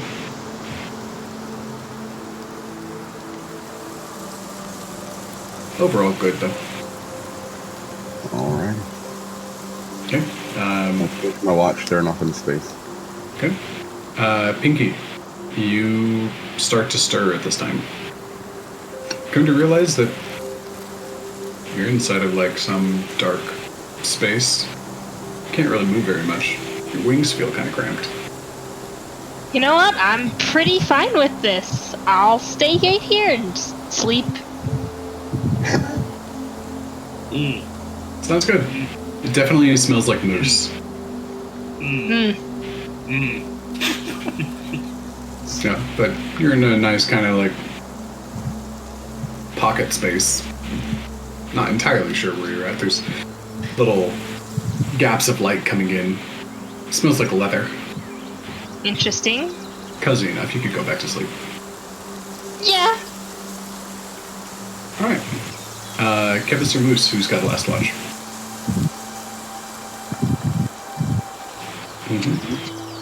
I think Kevin's gonna be waking up. Perception and percentile, please. And I guess previously, Zarius, is there anything that you wanted to do on your watch? No. Look at it. Okay, cool. I was just looking around. Kevis, how about yourself? Anything that you want to do while you're awake?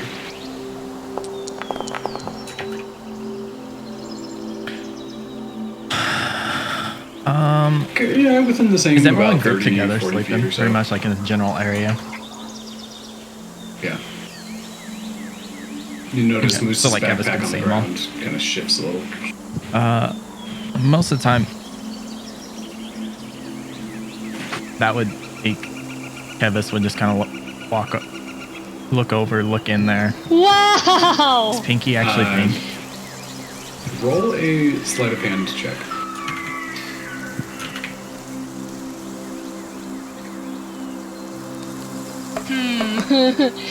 Oh, that was dumb.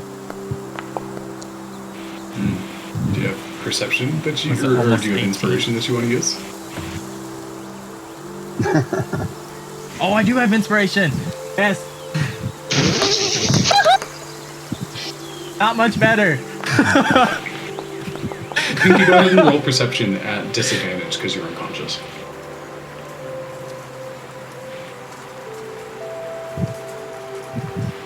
Rolling that one.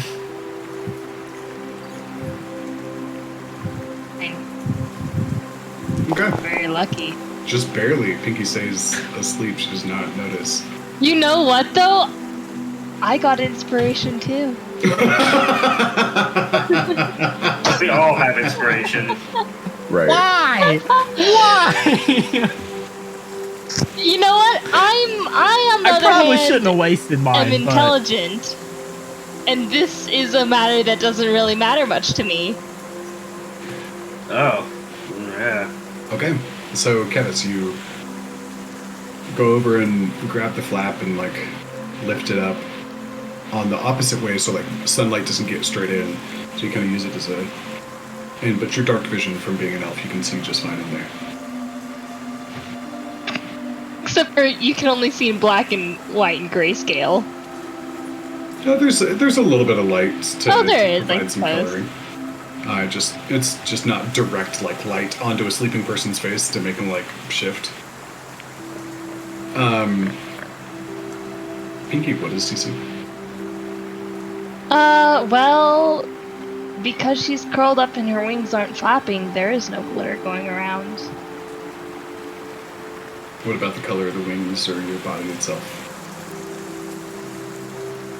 A little paler pink than the vibrant pink that you normally see.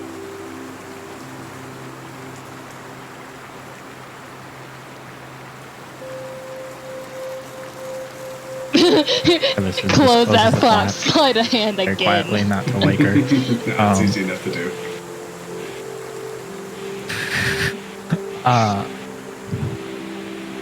Within range, being able to see everybody while still during his watch, just kind of wandering, looking around, seeing anything abnormal, but heavily focused on watching the group. Any movement, unsettling, that catches his eye.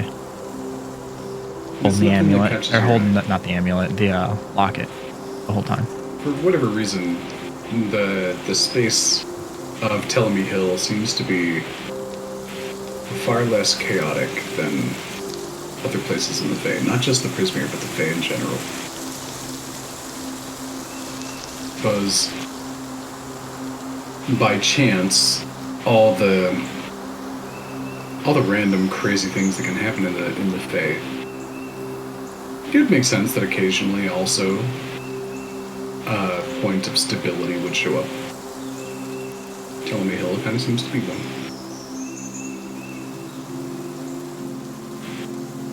Nothing happens on your watch besides that. Okay. You guys all get a full rest. Go ahead and click that button now. Full HP, full spell slots, full stats, and everything.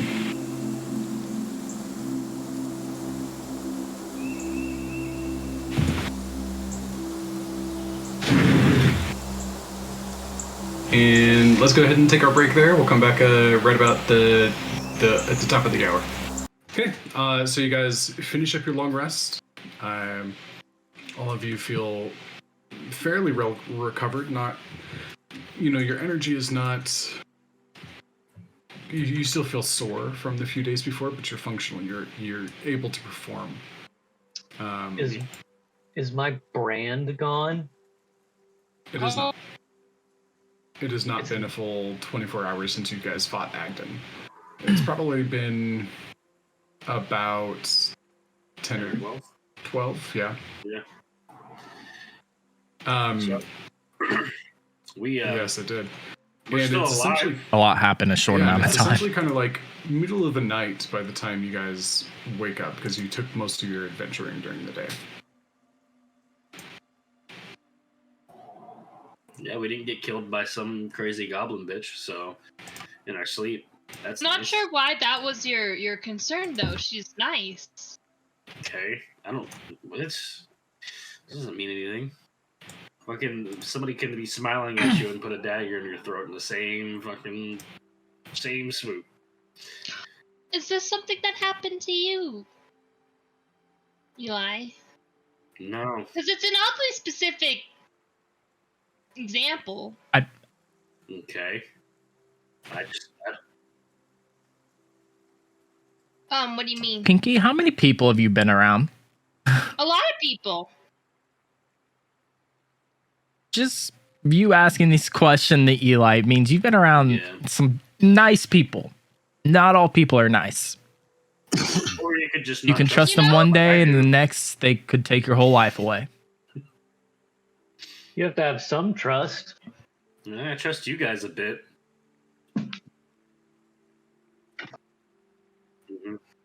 Correct. Trust is something someone should earn, not just be given. That's a little It's creepy. true. It's That's Why a little are me and creepy. Eli on the same page here? we think a lot alike. I just say things differently. I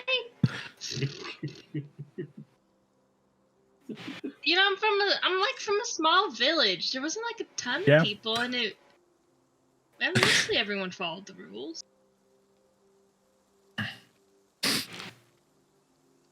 And I'm from a That's cabin your in the problem. woods. I still don't trust people. Yeah, you do got some people problems. You know, like That's a people problem. How was your nap, Pinky? it was actually really nice. I You found know? it was in like a nice cozy little hole or something. Like, Yeah. You're welcome. oh, See, Eli's Well, gave you that. hopefully you're a little more hospitable in the future. I'm plenty hospitable. Just don't fuck with me. If I say I want to leave, I don't mean let's stick around here and talk some more. I mean You are very free to leave all by yourself. No, you had the fucking key.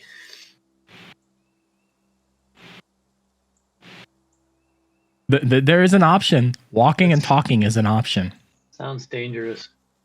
Right? Walking Both and parties went talking. out here. His Seems very Moose can difficult. only do one task at a time. Have we Moose, seen do you speak from experience? at all anywhere? I'm still Leave concerned. her She might- full, you know, sleeping. Not since you all started resting and she went back into her cave. Right, yeah, I was just talking to the group, I guess, since I've been asleep. Nope, didn't see her. Yeah, okay. Does anybody know where we're going? Mm, Well, I haven't either. yeah, apparently we're going to the court in Downfall. The soggy court? Yeah, the soggy one. The soggy bottom? Okay, so my question is, does anybody know what direction we should be going? This is it. Well, we should be going back towards where we just were, actually. Yep. Well- For those stupid rabbits? According to the map, there's the Brigand's Tollway. Kevis pulls out And the then map. there's the Queen's Way, which is that big broken bridge that you guys started on. And it does run broken piece to broken piece to broken piece. It runs through hither. And the Brigand's Tollway is kind of like nestled up nearby one of the gaps in the bridge. And then on the other side of the bridge, a little ways off is Downfall.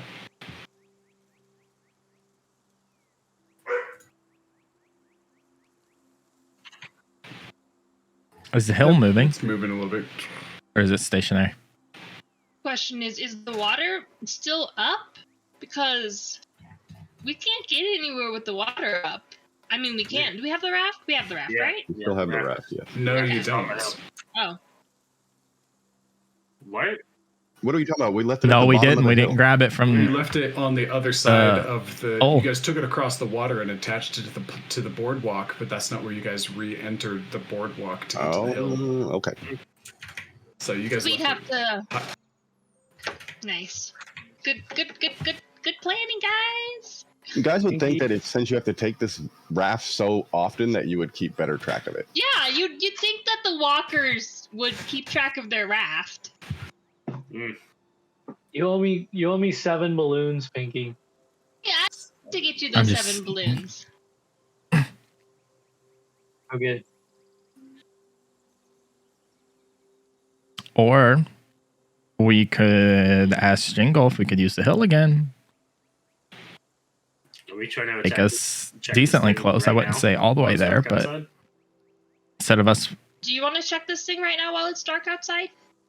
I don't think that's a great idea. We've seen what happens in the dark, right? I mean, Yeah, so the answer is we wait here on this hill until it's light outside. yeah, mhm. I mean, it seems safe enough here. No, She's not going to kill you, Eli. It's fine. She can't get to me when I'm sleeping now because I'm not asleep. Are you okay? I'm fine. I think he's really upset about his armor. I'm upset about a lot of things. He's lost his one shell of You protection. do seem awfully upset for a little guy. Thanks. How's the new leathers? It fits, kind of. It mostly doesn't. Yeah. Because it I was like, does it actually? He was wearing just this sheet, and it would just collect down at his feet. But now these leathers, they were made for a larger body, and they're not exact. It's a little bit more like he's walking around in a leather barrel this time. He's faster because it's not quite as heavy, and it moves more silently, but it's a little bit more awkward than it was before, believe it or not. Gosh, we need to get some armor that fits. This fits.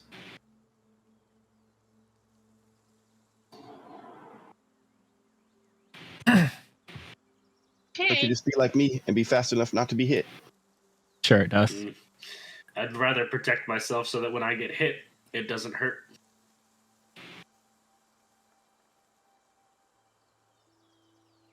Are we just gonna stay on this hill for the rest of the night, or Yeah, it's up to maybe you. we could?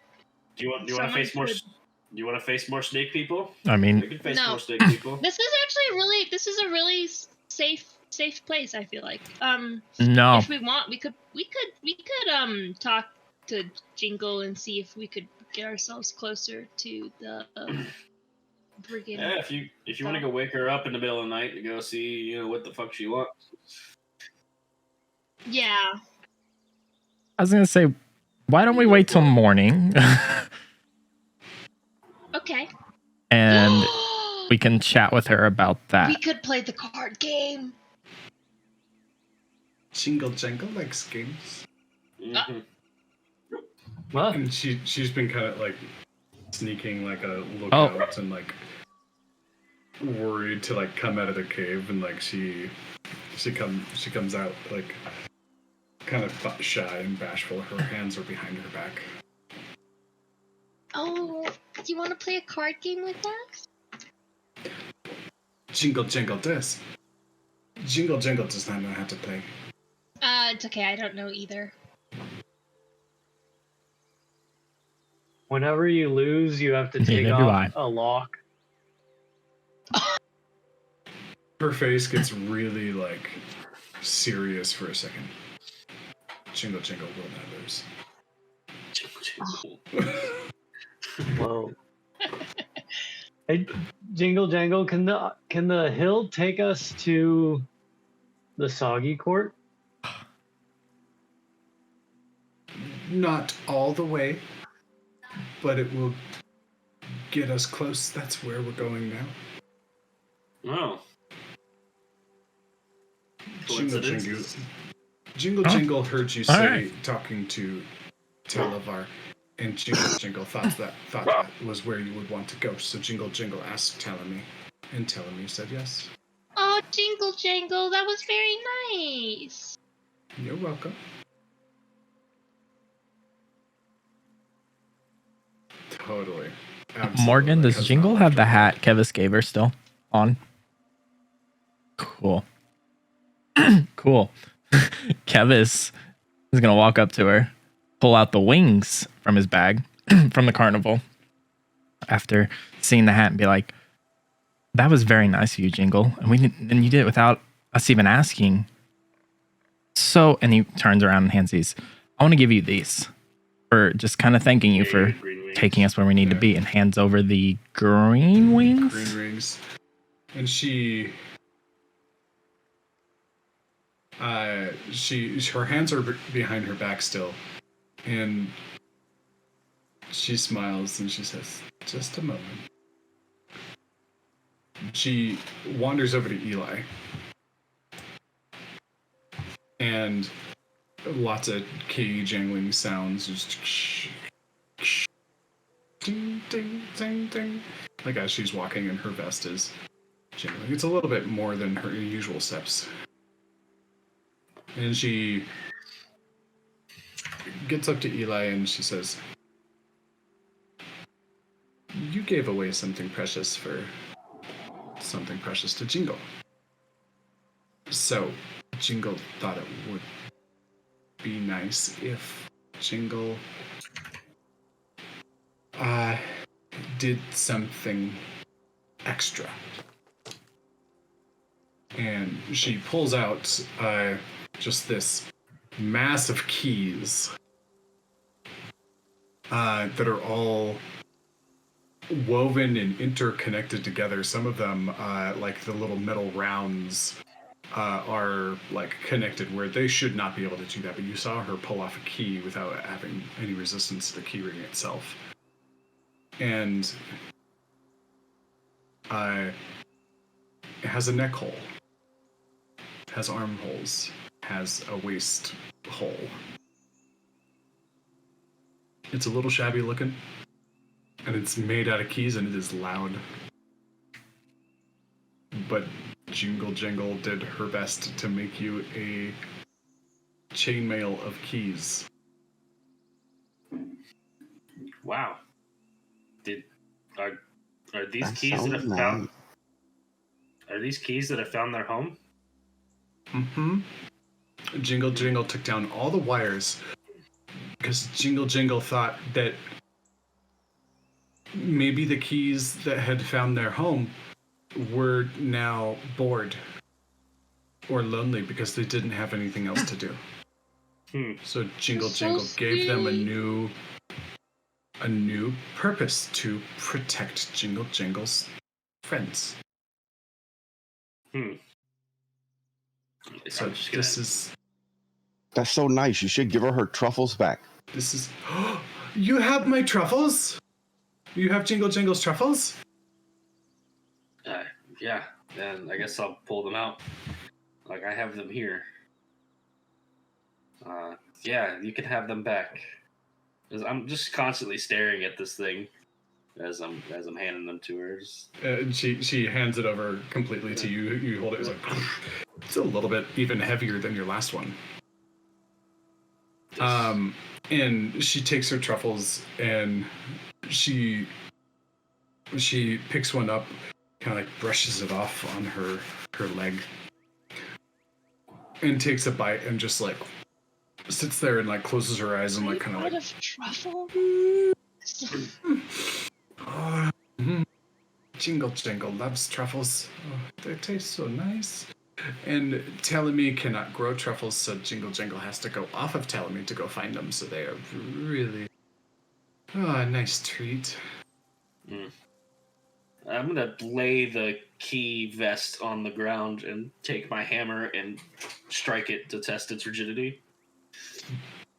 A couple of sparks fly off as the flakes of the hammer, just little chips of stone. Seems pretty solid. I mean, there's a little scuff mark on one of the keys, but seems pretty good. You did real good here. And I'll take off my leather vest and I'll throw it on the ground and just work this key vest over my bulky ass body. All right. Okay, and she says, Jingle Jingle likes keys. Jingle Jingle's good at working with keys. And she's like talking half a mouthful full of mushrooms. And she like kind of drawstrings the bag and like puts it on her hip and rushes over to Kevis and takes the wings. These are very nice too. And she puts them on. And they're definitely big on her compared to Kevis. She's like, this has been a very exciting time for Jingle Jingle. Jingle Jingle has friends. Jingle Jingle has had guests. Jingle Jingle has her silver keys back, which is very nice. Jingle Jingle has a hat and wings. Everything is different. Did she make this big on me, or did she make it like to fit me? Best she could, she estimated your size. No, so this isn't like hitting the ground. It's not. Damn. Okay. It's probably like scuffing the top of your toes Okay. or the top of your boots. So it's not. That's It's good. not pooling at the bottom like the other ones Good. were. Okay, that'll work. That's fine. And she says, Did you all have some good food? Telemi makes very good food. Telemi just can't make truffles. Actually, Jingle Jangle, have you ever tried putting those truffles on the food that Tommy makes? Putting them on Telemi? On So the food he provides. You're quiet again, Lily. Well, yeah, I mean, you could try. Jingle Jingle could plant the mushrooms, and then Telemi could have mushrooms. And it's clear she has never thought of this.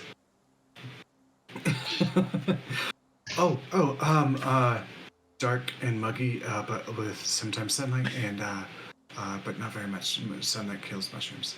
And she starts thinking about it rapidly, and then she, without another word, she runs off into the forest. She's Hey, gone. I It's wanted to know how long it would take to get to the place.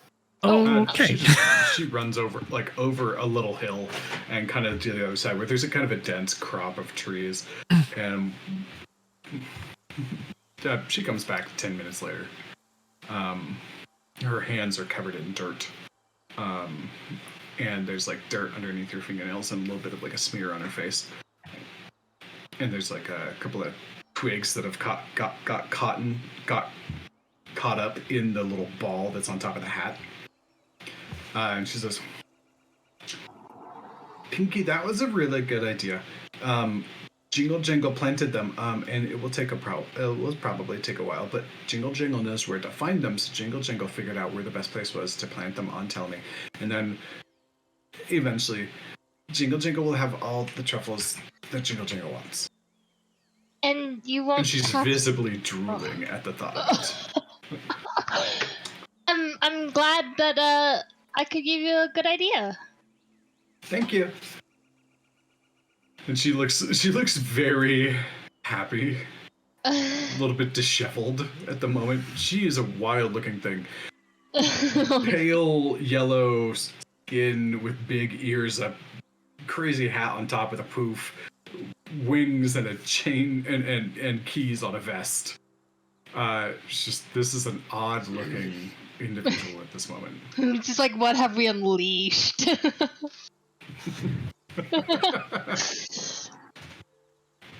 I love it. Oh, Zarius, your question for Jingle Jingle? Huh? You had a question for her. Did I? Did you? I forgot. Okay.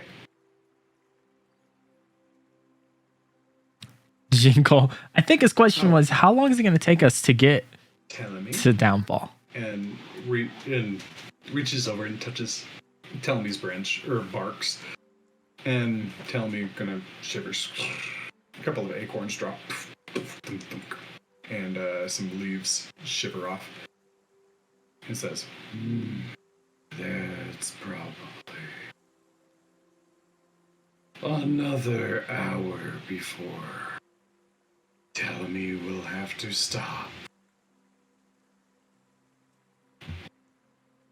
We cannot get you all the way to Downfall.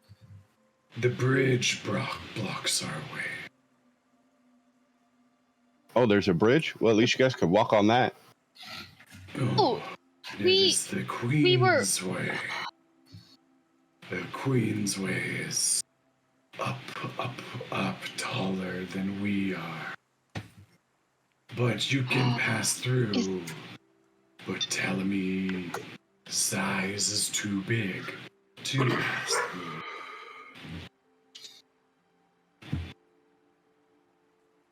through.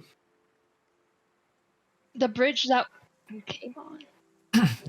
You know how far it is from where you stop? Yeah. Yeah, it's the bridge we came into the family. Miles, maybe. Depends on how Heather is feeling today. Super far.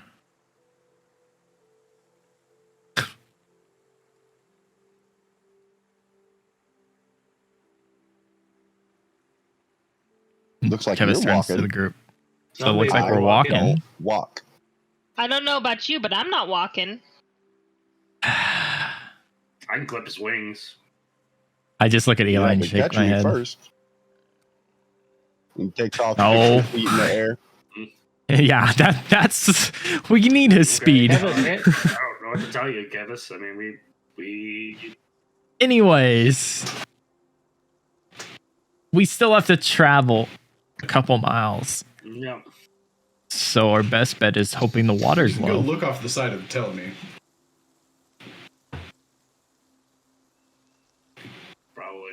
You've noticed that But will the water be different within the hour the that we water get there? does change kind of a couple of times. What a it day, is but now. It's not rapid. Whatever, it will be relatively close to whatever it is within about an hour from now. Like,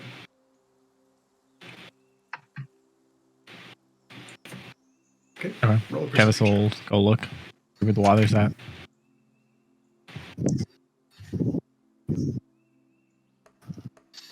Oh. Come on. That's good enough to look out there and notice that the water is a little bit low.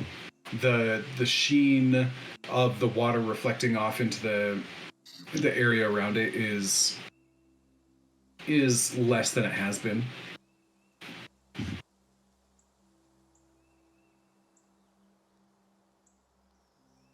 Like Maybe enough where kind of Kevis looks and like it's Eli in the can walk, or no? in the phase of draining. So there are some spots that will show up. You Okay. kind of expect, like, okay, there's a little bit of squishy ground here, a root here. You'll be able to make your way.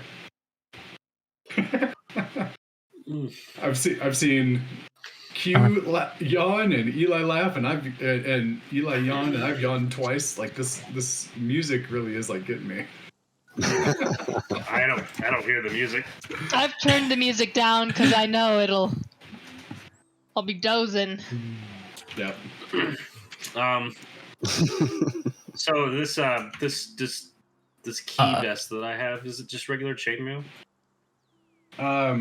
Yeah. Just go ahead and replace your chainmail that you lost. Yay. But go ahead and add 5 feet of movement speed, because you're not tripping over it anymore. Okay. He's got Oh. normal speed, guys. Guys, It's it's not normal walking but it's speed. better. Oh. He's got better speed, guys. Yeah. Okay, check this out. I found a cool image. It's kind of like this, but like imagine an entire vest made out of this. Nice. Oh my goodness. Yeah. Oh yeah. Mm-hmm. Oh my god.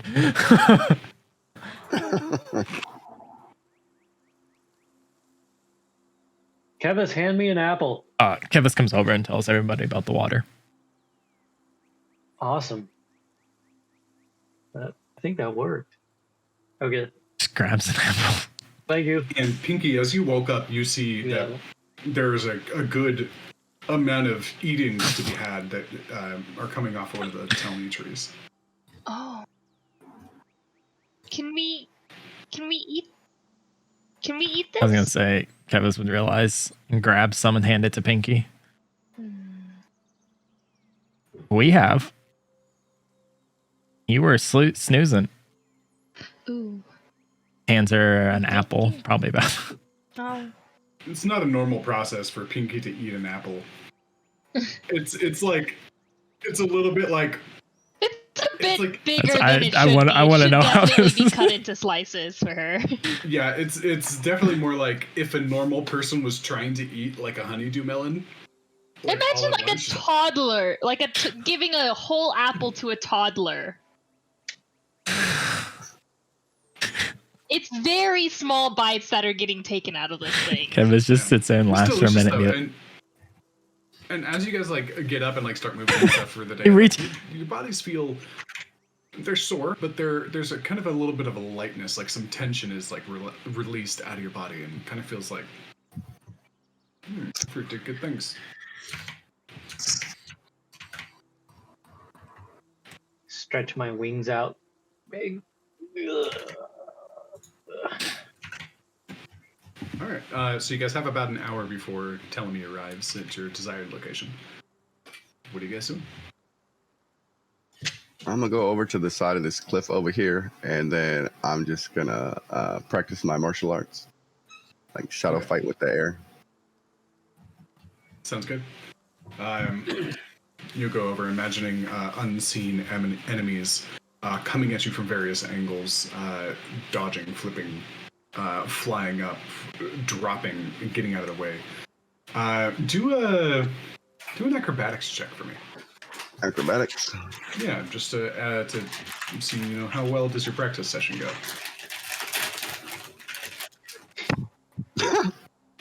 This is great. Oh.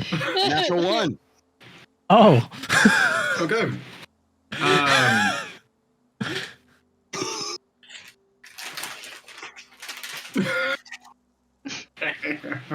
The monkish.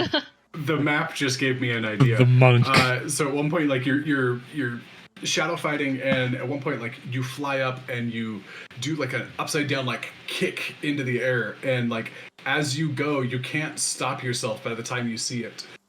Your momentum's like already there, but you kick a poor innocent bird straight out of the air. Just You guys see that? I'm so fast. He yelled. He's good. Do we see this? Poor bird. if you guys were watching him, you just see him go like just.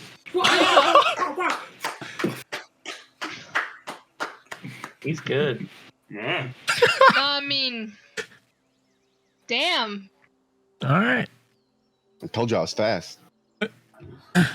Pinky, hand me a pear. Okay. I'll You made a genocide on your own kind. I'll They're pick just a pear. birds. I'm a specific bird that can talk. I mean, And I'm not from here. okay. And they're not from where I'm from. You're a bird, though.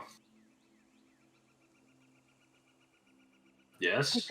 I'll pick Well, a I pear. wouldn't call myself I don't call myself a bird. Well, I mean, you have wings and feathers. What else would you be? You have wings too. Yeah, I've got insect wings. And he has wings and he's not a bird. he's a demon. I don't know what he is, but Yeah. Mean. I'm not mean. I mean, sometimes I'm mean. no, you don't worry about it. You're super awesome. Yeah, you're cool. Thanks for the pear. You're welcome. But I wouldn't call myself a bird. I'm an Aarakocra, and we don't have little birds like these. You don't have little birds like those? So you're a big bird.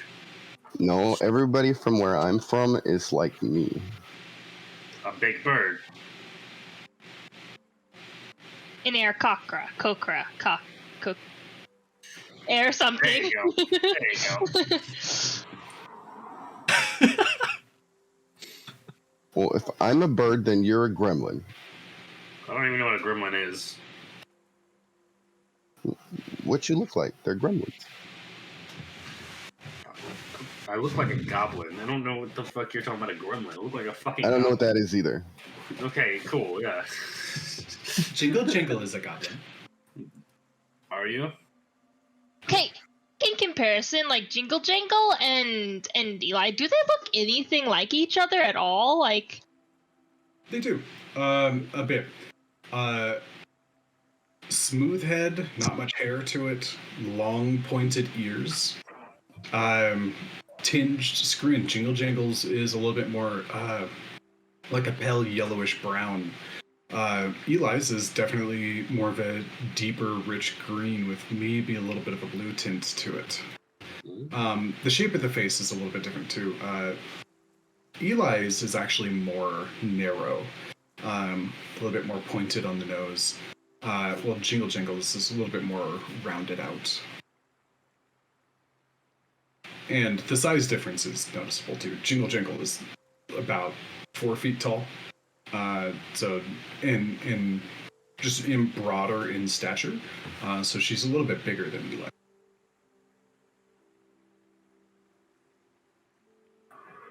so I can see the resemblance. I mean, we're both. A little bit, but it's there's something to it that's like a little bit like when you see half elves at the carnival. You can tell that there is like elven lineage there, but it's not quite the same as like a full elf like Kevis is. So it's it's like there's something else there. Yeah, like something, they have some sort of, it's that same sort of feeling. Yeah, yeah, there's a similarity, but time has made it into something else. Okay.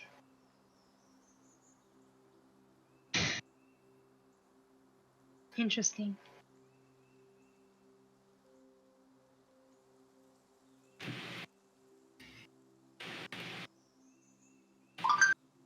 I found her here. Kevis is just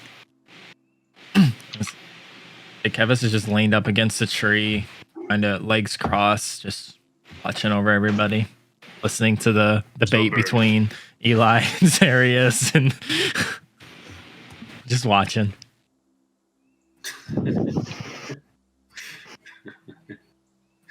I'm pretty sure it's even bigger than that. The apples are bigger than that? Well, for Pinky. Yeah. Because Pinky is like... You're tiny. Pinky is essentially the height of a toddler. Right. Telemi produces big fruits too. So like it's not like a normal sized apple. It's like more like a softball sized apple. So yeah, that's about right. Just Pinky's trying to chow down little bites. Pinky's just like, feed me for a day. Oh, Candace. I couldn't hear you. Candace, what are we doing when we get to the Soggy Court?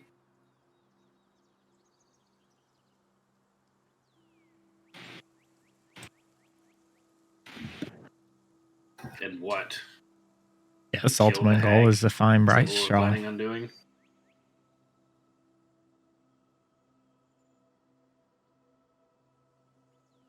I don't know. I mean, she's got 2 of our group's stuff, and then look what she's done to this area. Look how many people are in misery because of her. My stuff. I'm telling you that right now. I'm not letting myself become weak again without my chainmail. Okay. I honestly agree with you. I don't think what she did deserves to have a trade. I think she either fixes it or Plan B. We fix it. Plan B. Plan B. Plan B. I like how we all just decided Plan it's B. Plan B. There is no talking. We are swinging.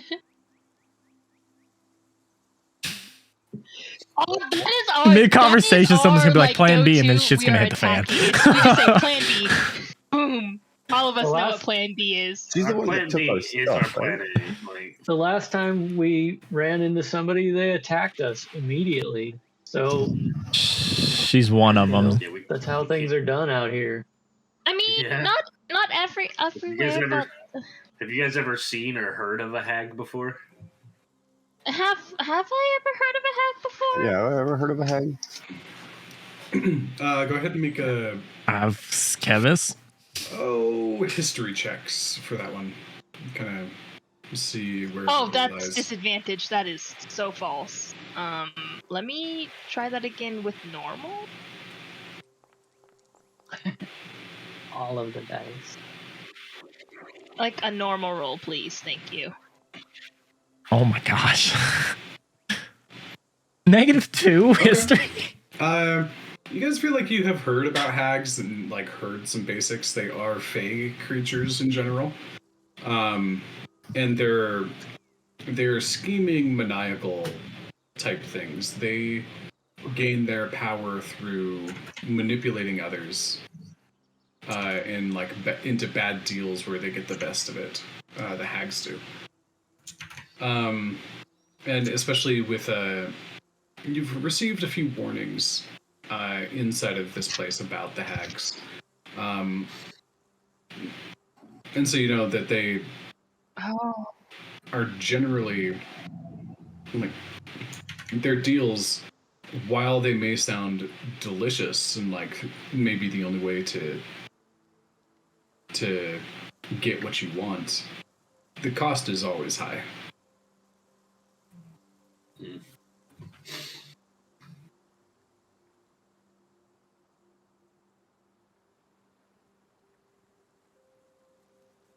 I've heard stories of people fighting hags.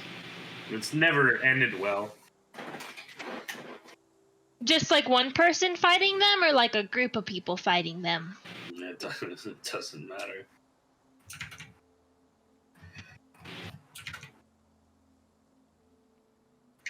I don't know. Well, This what is do you a propose, sticky Eli? Situation. I don't think we can fight it head on. If we're going to fight it, we're going to have to get her out of wherever she's at. We can't fight her in her home field. I'm sure she. Which one is this again? Lorna. Of Lorna. Let me pull up my past Price straw. notes. Lorna Bumblebottom, something like that. Because which one? I agree with Eli. I mean, we don't want to fight her in her home territory. I would imagine her being a She's hag, also gonna have underlings magic, and Is she she probably got some allergic tricks to up her sleeves. counterclockwise? Yes, she is. Yeah. I don't really know what that means, but she's allergic to it. Yeah, she's allergic to something. Yeah, I couldn't remember what the weakness was that we learned from the She's carnival. allergic to widdershins, which the little dragon thing said was you had to like circle her counterclockwise, but I don't know what that means. I think it means we go around her in a circle. Do we have to be right next to her and going around in a circle? Are we doing some weird like hocus pocus fire dance or something? You could try.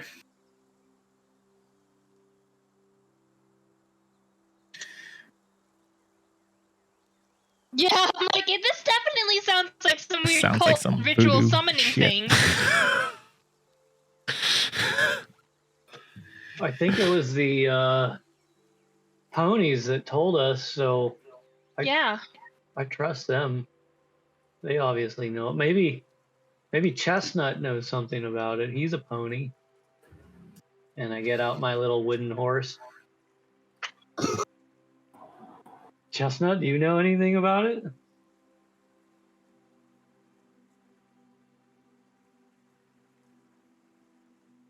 You're muted there, Morgan, for whenever you're ready to share your thoughts on Chestnut.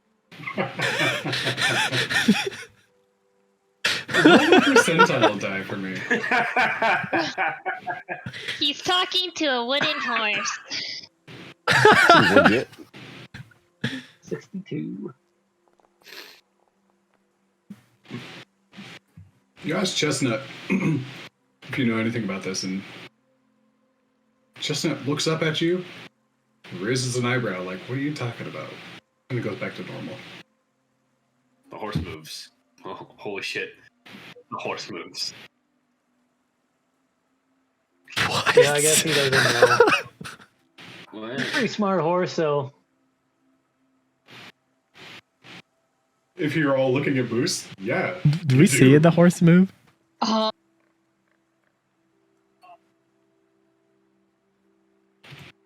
Sure. Uh, Whatever. it's Put a fact. Chestnut So back that's in my the answer. It's a backpack in fact. front of me. Front hooves out. What the fuck? You know, Alright. he lost his three companions. He's got a new one now. I mean, he's had that this whole time. This is the first time he's talked to it. And No, I actually traded did it. something. I traded it for the hat. Right. He traded it for the hat. Okay. Sure.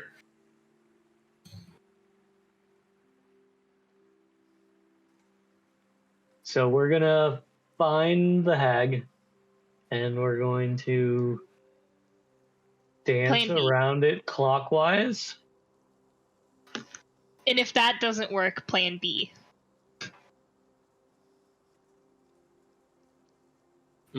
Sounds We pretty need to find what- complicated, but Yeah. okay. Yeah. We probably need to find what she's allergic to first. Clockwise. She's allergic to She's being allergic spun around clockwise? run around or flown around clockwise. Or I just don't know counterclockwise. what counterclockwise is. It's like when you have a clock and it's up like on the counter, so that It's like You can spinning read it. to the left versus spinning to the right. So I stand there, I fly back down to the ground, which I really hate, and I stand there and I spin to the left. So it will be like that. Counterclockwise. We're doing this again.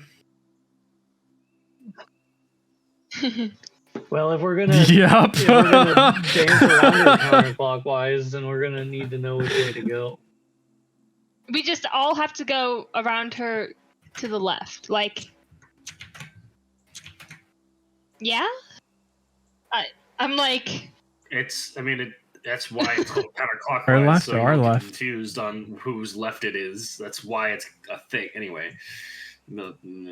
maybe, Eli, since you seem to know what this is, maybe you will be the first one to take the lead on dancing around her. The fuck? I don't even think she's allergic to counterclockwise. I think you misheard a horse.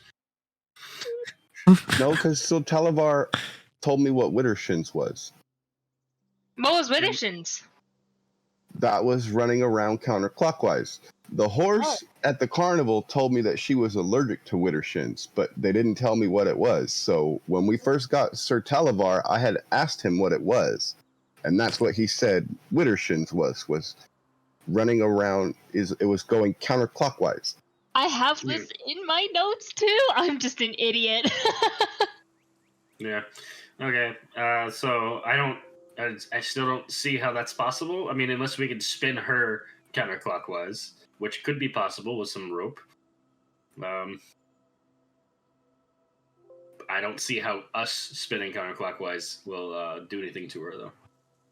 Well, if we wrap some rope around her counterclockwise and then pull the rope, maybe one of It'll those spin things her? will do it. I like the way you think, Moose. It's simple and it's straightforward. Is that simple? I think he Much said easier that than you that. were supposed to go counterclockwise. Easier said than around done. her. We couldn't do all three things. Somebody goes counterclockwise around her, somebody's tying her up, and we've touched all of our bases. Yep. Yeah, there's no Someone is chance. also She's just gonna let us distracting her, do all talking three of to her those. or Yep. Something. Yeah. Could we just ask her for our stuff back? Yeah. Yeah, you Do can you- ask her for your stuff back. She's gonna try to propose some kind of deal where you like sell your soul or something. That's not a big deal. Darius, we tried asking for our stuff back. With Agon. Argon. Was that his name? Stupid rabbit! And they said, Agden. in the air. Agden. Short scarf. Agden. And it short scarf. it didn't really work. But he's a thief. He also said the rules don't apply to him Because of this hag. because of Belvorna.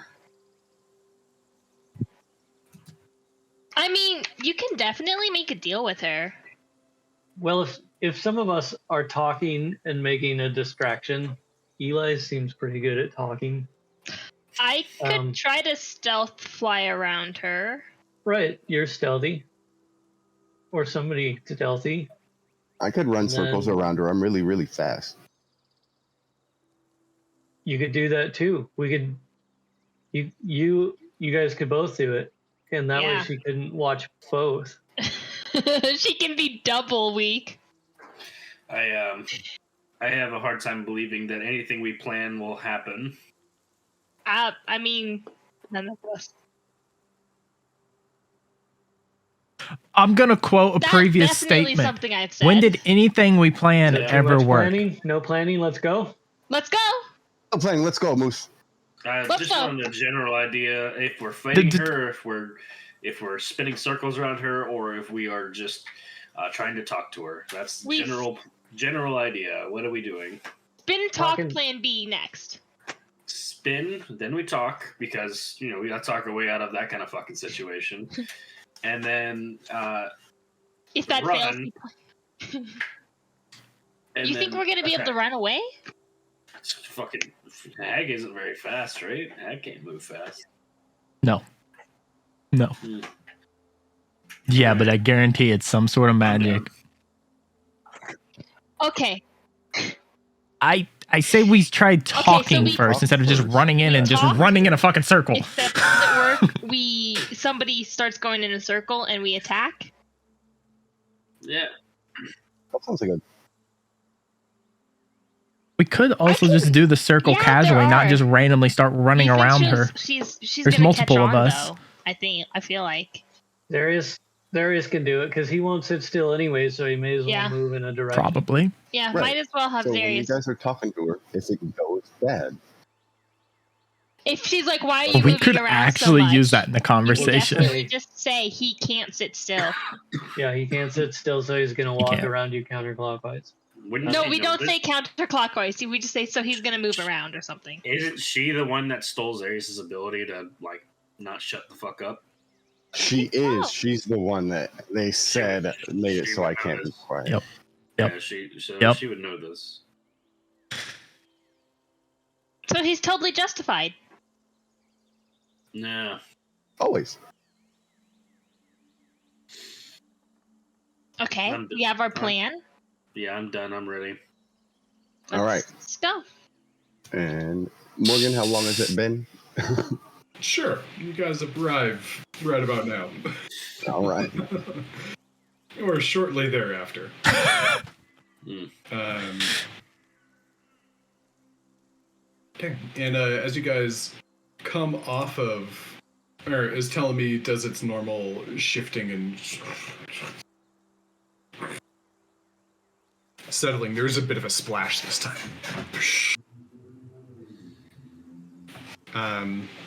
And Telemi, we have arrived.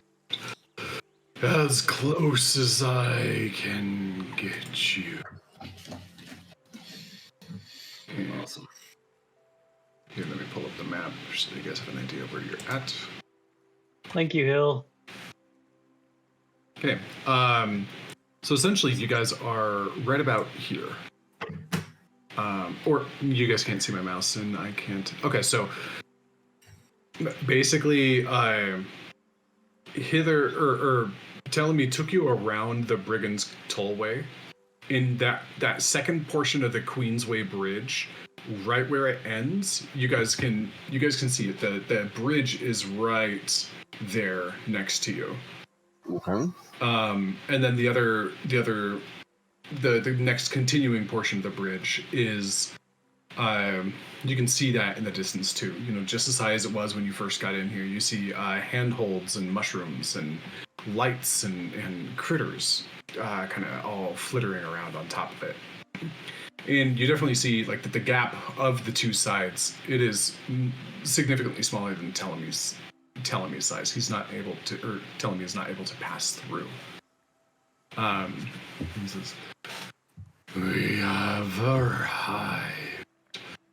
Good luck, little friends, on getting your way through to Downfall. I very much so look forward to meeting you again. Bring back some stories." And Jingle Jangle looks at everybody and says, "Jingle Jangle's never had friends before besides Telemi. Thank you for being my friend. And Thank you for being my friend. Yes. Thank I you. do. Thank you. Thank you." And every time you guys say something, she responds with a thank you. I hope those truffles work out. Can we keep this? And I hold up the key to Tellamy Hill, just in case we need to get back to you. It's already yours. Thank you. I'll put it back in my pouch. Oh. Jingle Jangle hopes to see you all again. Black. She just kind of waves until you step off the hill. And then in front of you, the swamp space returns, very much so like Troy's background. The water has dropped, so there are enough spaces right now where water has dropped enough that there are little land masses to walk on. Come up here. Hop between. But there is still enough that there are water and pools and rivers and such all around you. You immediately in front of you.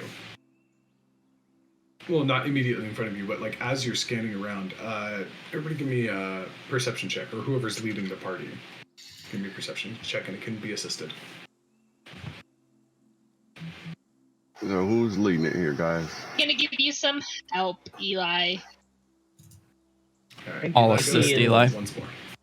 Pinky and Alright. Zarius are probably better scouts. Maybe Kevis. Yeah. Okay.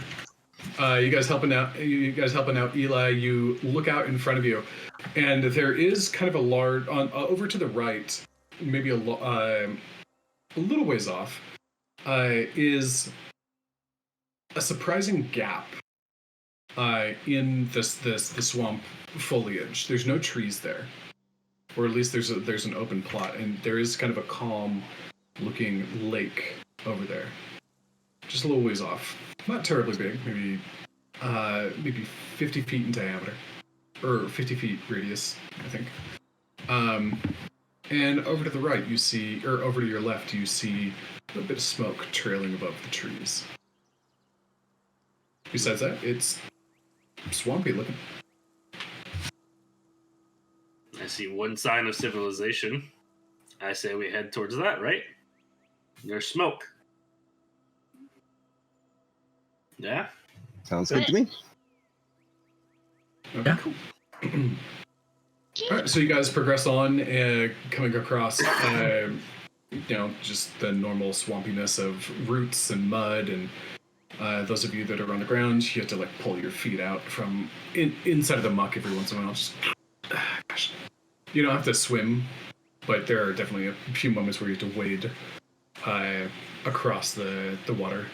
Eli, as you do, there's a couple of times where you have to like pluck some moss out from inside of your keys, throw them on the ground. And eventually, you guys kind of come into a little bit of a clearing. There are still some trees and stuff, several different hills, and you notice there is a small hut with a chimney. Is it on stilts? A little bit, yeah. It's actually most of what it seems to be is it's on a larger hill, maybe about 5, 6, 7 feet up, and then it is built a little bit like on stilts, or like the foundations of the hut are 2 or 3 feet in the air. Right. Do we see anything around it? Creatures, what be it? Or Are is there it any just a hut? frogs? No, you don't see any frogs. Yeah. Well, you do, but like they're tiny this time. They're normal frogs.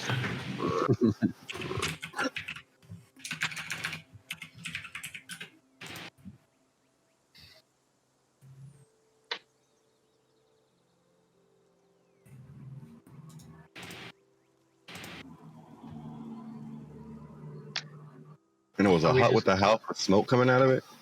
Yeah, and you can see in the sky it is pretty dark, but it's a little bit like that sunsetty vibe where like you look across and you can still see the sunset, and like all the trees are like black silhouetted, so you're able to see a little bit of the smoke as a black silhouette as well, which led you over here. Yeah, seems to be a few broken pieces of and there's bridge only just that one seem to hut. go to and from. The type that's not like a solid bridge. It looks there's a little bit of a. It's like each post is built into like some sort of like loggish stump that presumably like rises and falls with the water, so the bridge is always available. I want to go up and knock on the door. All right. Yep, the door is like over on this side. Yeah. Okay. Zarius, you go over and knock on the door. Hello, is anybody home? And as you do, knock, knock, knock. Is anybody home? You start to hear.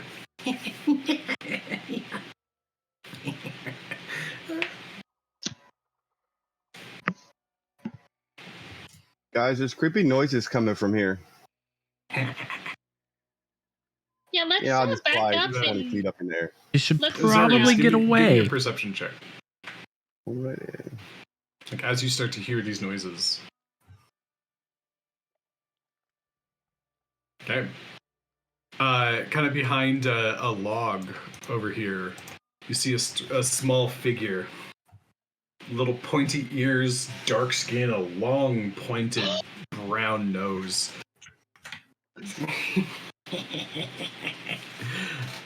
And with a 22, you actually see several more. You see one of them like kind of like coming up out of the water, and just like its eyes are above the surface. You see several more.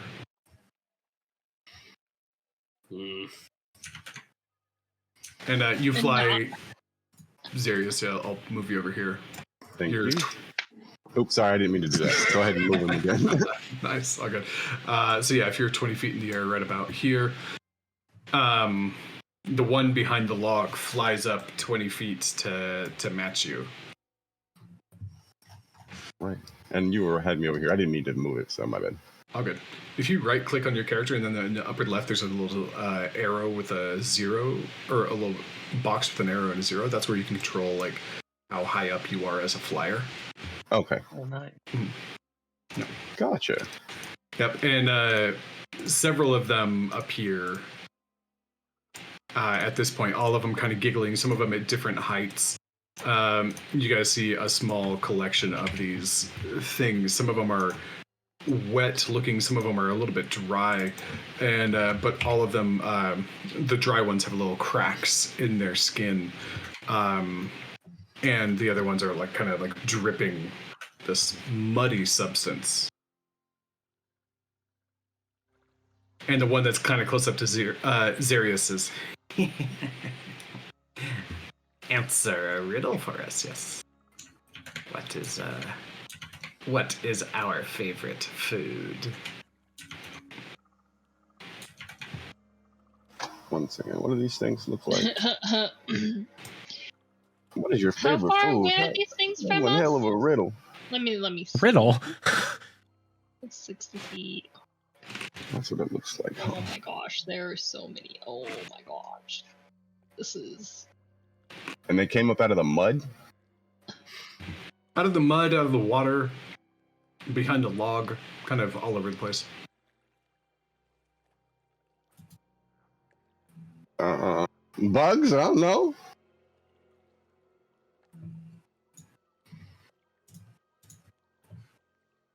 Anybody else chiming in on that? Are we close enough to hear them say that? Yeah. He says it kind of in an announcery way. Mud? Do we all get a guess? Dirt? You get.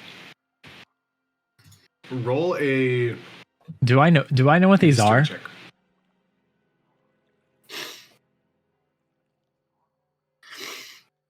Wait, from no swamp lands. 10. Not really. 10. Some sort of small elemental. That's about all you're able to get out of it. Mud or dirt or earth? I don't know. Our favorite food is edible. You get 3 guesses. One was bugs. No. One was edible. No. Too broad. Wait, You guys don't like wait. bugs? Could you repeat the riddle?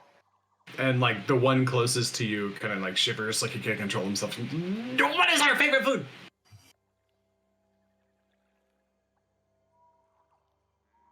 Your favorite food That's is not a riddle. edible? That's a question.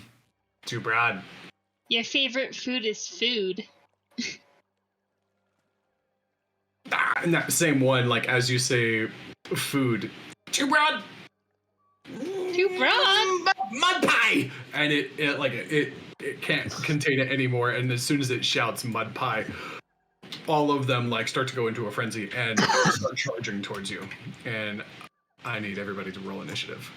What? I'm supposed to do Okay. Yeah. initiative. Yep. 1 second here. Where's that stupid thing? Where is the That was almost a initiative? 20. Yeah. Oh my god. That was almost a 20. The hell is it at?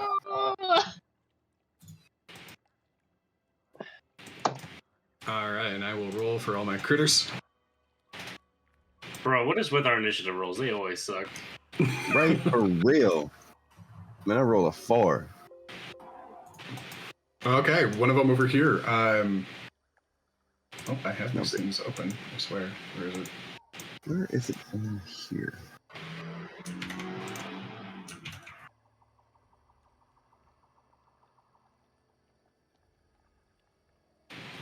Okay, this guy's gonna charge towards Zarius to start us off. Okay, and he has to fly up 20 feet, so he's... Come on, move. There we go. He was kind of down at the bottom, so he's gonna start off a little bit lower. He's gonna spend his turn... He's now 20 feet in the air, about 20 feet away from Zarius. Running. Next up is another guy. He's gonna do the same thing, but he's gonna be able to get up into your space. But that's his entire turn to move. Huh. Alrighty. Okay, Pinky, you are up. Oh, great. Oh, great. You know, I'm just gonna... No. A three-action cry? Just No, I kidding. agree. I understand. All right, what are you doing? A bunch of things are starting to rush towards you. Attacking this one with my bow. All right, what's the range on your bow? It is 80 feet. Okay, cool. Is that the first number or the second? First number. First number. Okay. Is that a long bow or a short bow? Short bow. 80 feet range to 320. Okay, sounds good.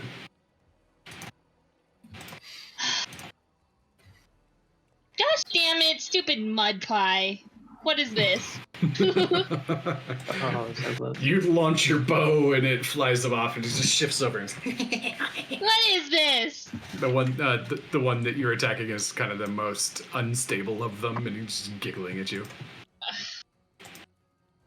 Okay, And next I up. guess I'll fly like 20 more feet into the air. Or 10 more, not 20. 10 more feet. Okay, sounds good.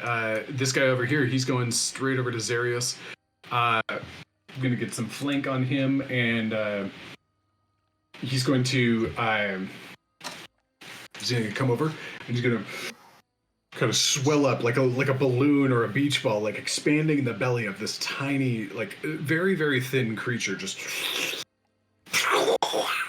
And it starts spitting out steaming hot mud. I need you to make a dexterity saving throw. Dexterity. Mm-hmm. Do.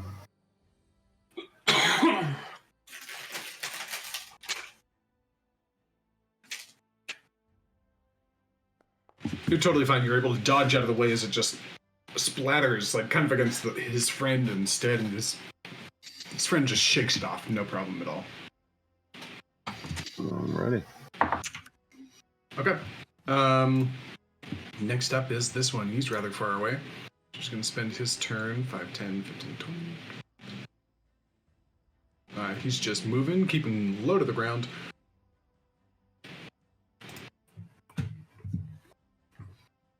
And then Eli, your turn. Zarius, you're on deck, followed by Kevis. All right. I'm gonna start by running up the bridge. Wow, somewhere right around there. Okay. And is I can't really tell. Like, am I in line of sight with Zarius right now? Here, let me add a wall to specify that.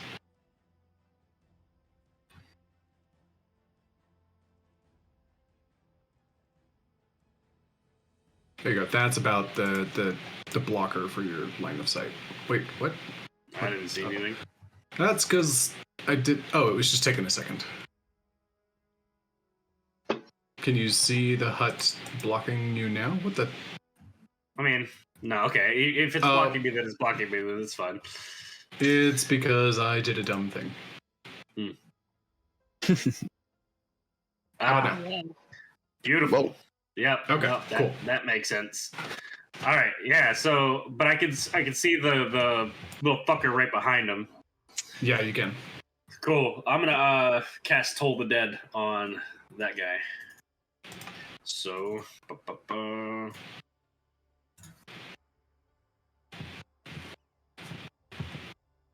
he needs to make a DC 13 Wisdom saving throw.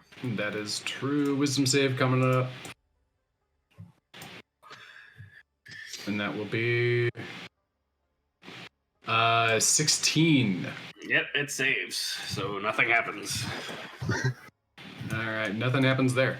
Zarius, you're up. You're currently flanked by a couple of muddy, little winged elemental gremlin-looking things.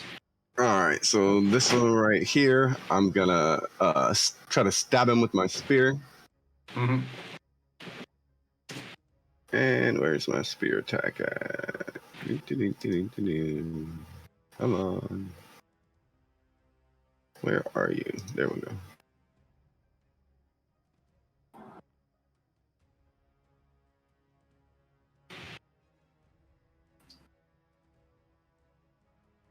Did it roll it? What the hell? I don't think it did. No, it did not. Why isn't it rolling it? Try this again.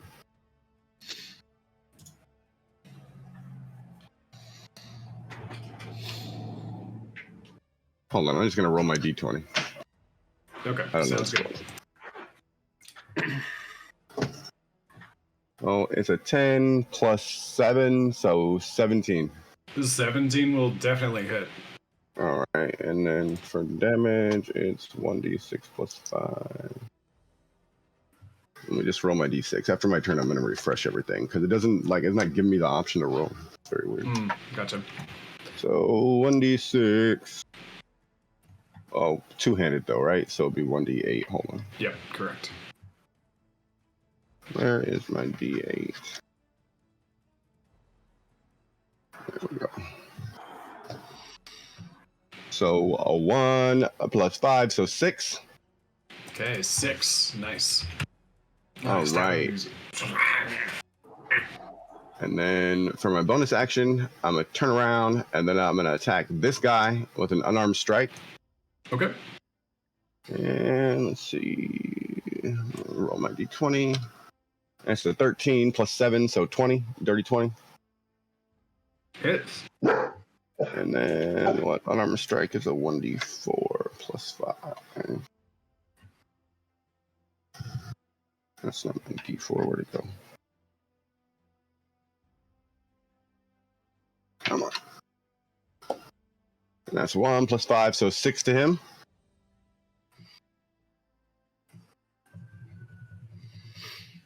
You're on mute, Morgan. Yep. Figures.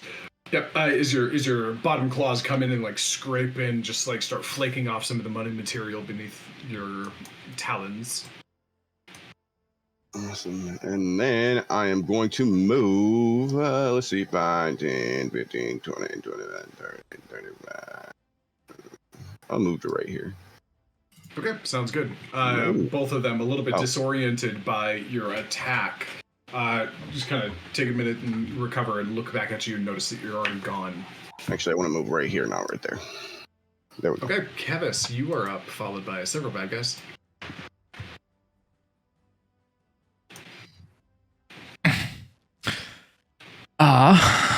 Seeing how many of these guys there are, Kevis is going to pull out his longbow and take Okay, a shot and make your at attack. this guy.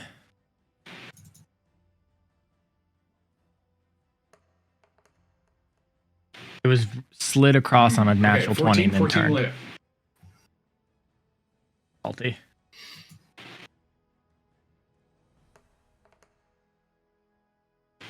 Okay, 10 piercing damage. Which one were you hitting? 10 points. The guy that's closest? Alright. Yep, the arrow flies this out. Like piercing it in the shoulder, and the arrow kind of staying there. Just.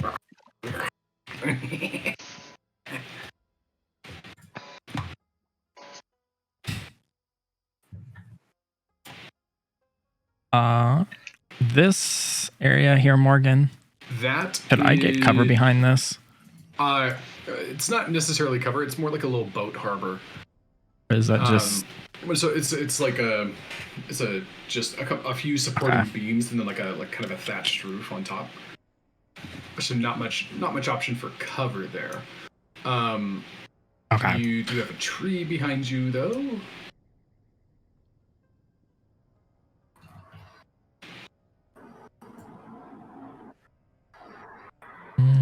Okay. I'll say where I am. Okay. That's it. All right. Next up is one of the muddy guys. He's gonna fly. I'm gonna put him here. I'm cheating on the distance a little bit, but I would rather do that than put him underneath Zarius and have to deal with his token. So this guy is technically underneath Zarius, and is going for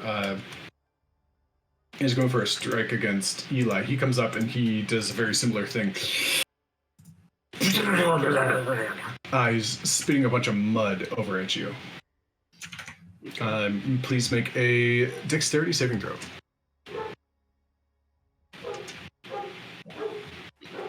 16. 16, all right. No problem. You're able to get out of it just fine. Just move over. They have a very telegraphed attack, so you're able to predict when it's coming in. No joy, that's his entire turn. Next guy is coming over here as well. The one that got shot twice is going to fly over here. Keeping himself low to the ground, looking at Kevis. This little guy, he's coming over this way too. Moose, you are up.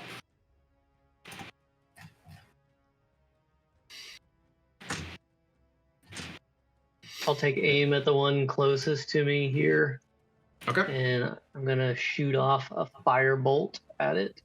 All right, sounds good. Go ahead and throw your attack. Did it do anything? Here we go. Back. Normal. 15 will hit. All right, so go ahead and throw your damage on the fireball. Nice. Yeah, 7. All right. So 7 points of fire damage coming in. Just, and you hit it straight across the face, and it looks over, and like some of its sticky, wet mud is now just like caked dry and like falling off in like little shards. Anything else on your turn? Yeah, just move over, just to slide over just a little bit here. Okay. Are you getting in the air slightly? I'm 5 feet up. I have been, and I'm just hanging there. Okay, gotcha. I didn't see it before. Okay, and then next up, the guy back here who's already 15 feet in the air, he's going to fly over as well. Okay, back up to the top. Got the first little muddy. All right, he spends his whole turn moving. think that will be the case for a lot of these guys. Okay, so he gets up here next to Zarius. And then Pinky, it's your turn. Cool. Realizing maybe flying this high and watching them spit mud is not the most bright idea. Gonna 10, 15. Then she's gonna go back down 10 feet. Okay. Take another shot at. Which one did Moose attack? This one? Yeah. Yep. This Yeah, one? the one closer to you. Okay. And she'll throw another arrow at that one. Okay. Go ahead and roll your attack. I wonder if that's gonna go through. There we go. Solid on D&D Beyond. Okay, 23 will super hit. So yeah, go ahead and roll your attack. For 8 damage. For 8 damage, alright.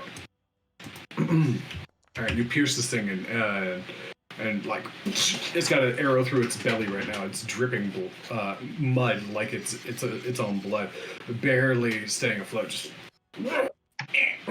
Jesus. Interesting. That'll be my turn. okay. Next up is this guy, one of the ones that attacks Zarius before. He's close enough to get over here and be up in Zarius's face, and he will go for two little fist attacks. Excuse me, one little fist attack. He's coming in, punching you with it's like being punched by a cat. And that is a natural 20 Yeah, that hits. on the tiniest fist ever. That will be 6 damage. Nope, that'll be 11 damage. 11 bludgeoning damage as this thing comes up and just basically like Superman clocks you across the face as you notice that the other one behind it comes up. And you are disoriented. If you have to make another saving throw, I'm going to give it a dex saving throw for your next turn. I'm going to give you a disadvantage.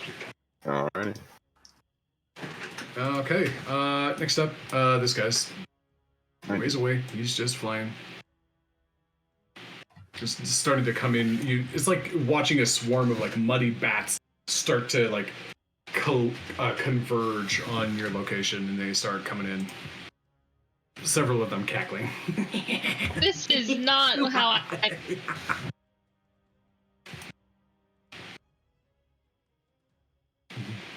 Just And saying, it last is time they Eli's grouped turn. up on Eli, it ended You very have badly. one that is them. directly underneath Zarius, but right next to you. Right.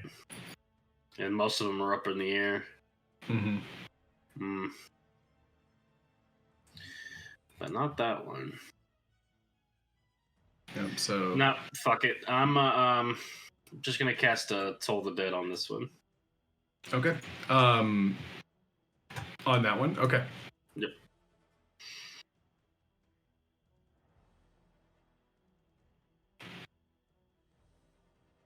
Oh, I have to roll. Wisdom that's fine. save. Yep. Wisdom Yep, save. my bad. Yep. That is an 18. Yeah, that saves. That it does. My bonus action will be spent casting Hex on that same one.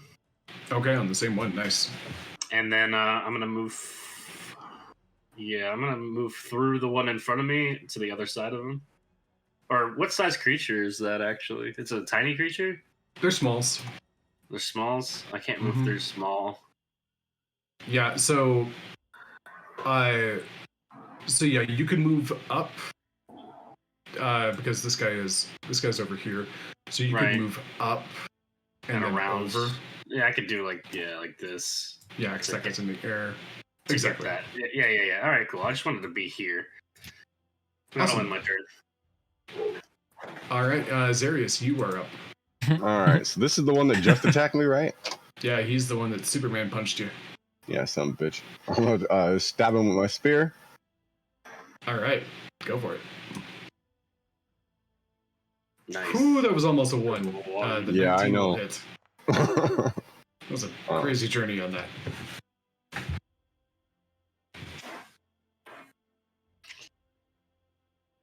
Uh, 10 damage. All right.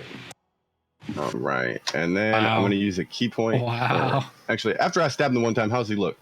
He's looking pretty haggard. Not done All yet. right. I'm gonna use a key point and use flurry of blows. Okay.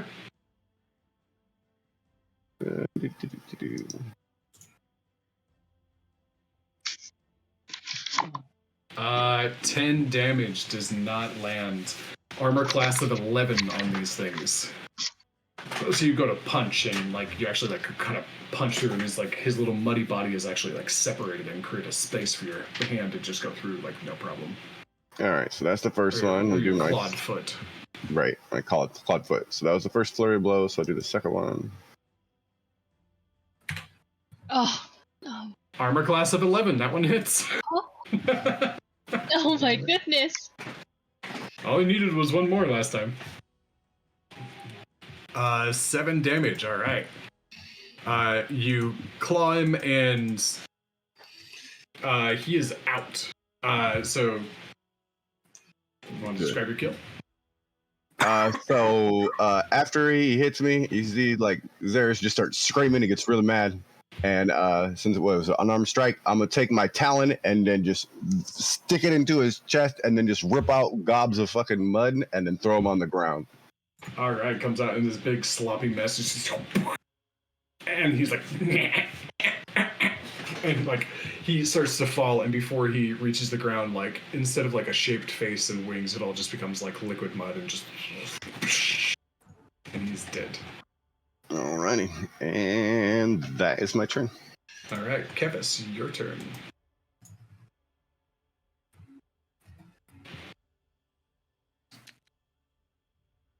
One How are of the them two in is front of it is Inky Moose and surprising that myself it has looking? not collapsed yet. The other one is untouched. Opposite ends of the spectrum. Okay. This one that I've seen get hit by multiple times is gonna take a shot again. Really? Really? There we go. Natural 20. All right. Is it not going through? That's Yeah. 1. Yeah. Describe your Yeah. I bet she's like 2 hit Feel free points. to roll for it.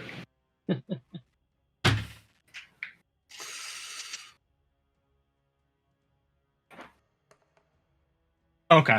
Okay. oh, that's Roll unfortunate. the. Okay. It's 8 Oh. damage. Yeah.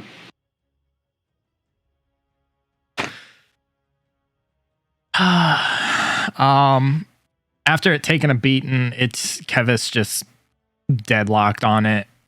Kind of like the scene of where it's like time stops when he's aiming the bow and he just releases it straight All right. between the sounds good. eyes. Yeah, just and the right here in nose between the, like the crown thing? and the nose and the eyes together. It just and it, like rips the head clean off. The mud body like falls to the water. There's like this little mud ball attached to the bow as it with an arrow as it flies into the water. And it is dead. All right.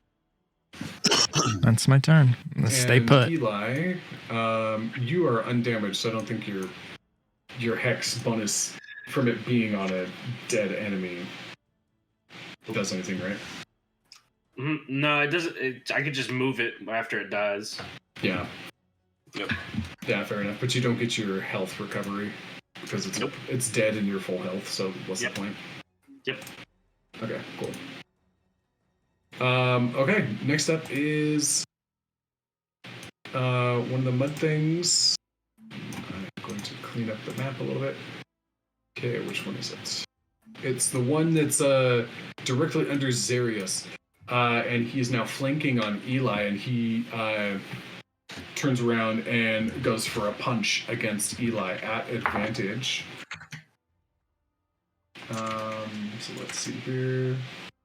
I'd like to use a luck point on that. Okay, so the first one that comes in is a 21, and then a 15. Okay, so a luck point. You making me re-roll that 21. I'm making you roll an extra dice, and I get to choose which dice. Okay, so gotcha. Okay, so I've got to choose from. I've got a 21, a 15, and a 16. Yeah, I'll take the 15. Okay, so it comes in like It misses. just like thuds into the keys, and you're just kind of like, lower. Oh yeah, that's fine. Okay. Next up is the other guy next to you. Mm-hmm. He's gonna blow chunks at you your way. Dexterity saving throw, please. Yep.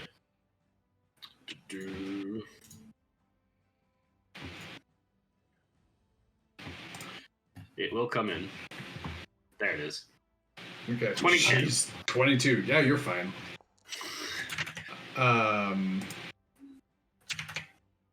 Okay, that is his turn. Next up, this guy is diving right closest to Moose, so he's going to come over to Moose and do a punch attack at him. And that'll be an 8 to hit. No joy. Dodge out of the way. Flip it. Okay, Moose, you're up. You got this little muddy creature in your face. Dang it. Well, I'm not real great with things in my face unless I get real pissed off, and it hasn't pissed me off quite enough yet. So I'm going to fly back 5 feet. Okay. It's gonna take a swipe. For a 10. Sweet. And Kind then of does like swings and just ends up spinning in the air. And then I'm gonna fire bolt it. Hopefully, 12. Okay.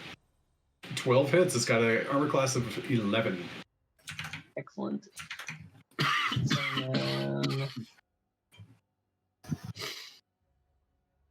then, full damage. 8. Nice. Okay. Once again, blasting it.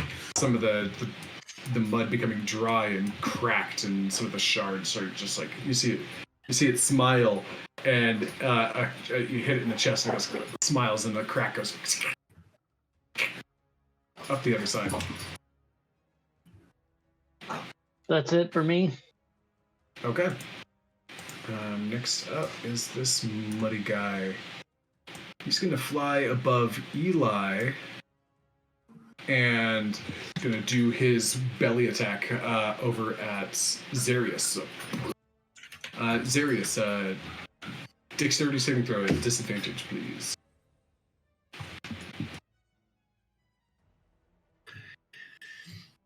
An 11.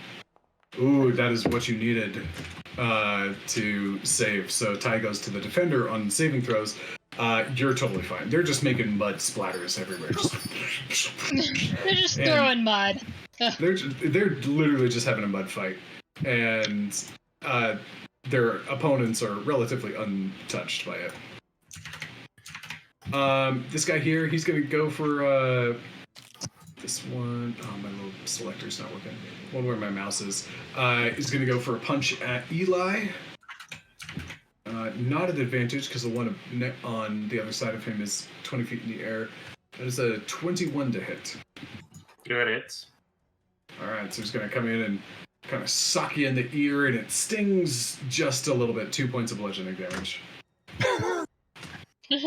I rolled a 1 on that damage die. Yes, see that. Yeah. So which one came down? This one? This one here Oh, I don't excuse see me. your mouse. I don't see your mouse moving. So yeah. No, it's this guy. He dropped. He is down by you. Okay, beautiful. But I had that wrong. Okay. Next up is this one over here. He's gonna fly around and get advantage on Zarius. You go for for a hit there.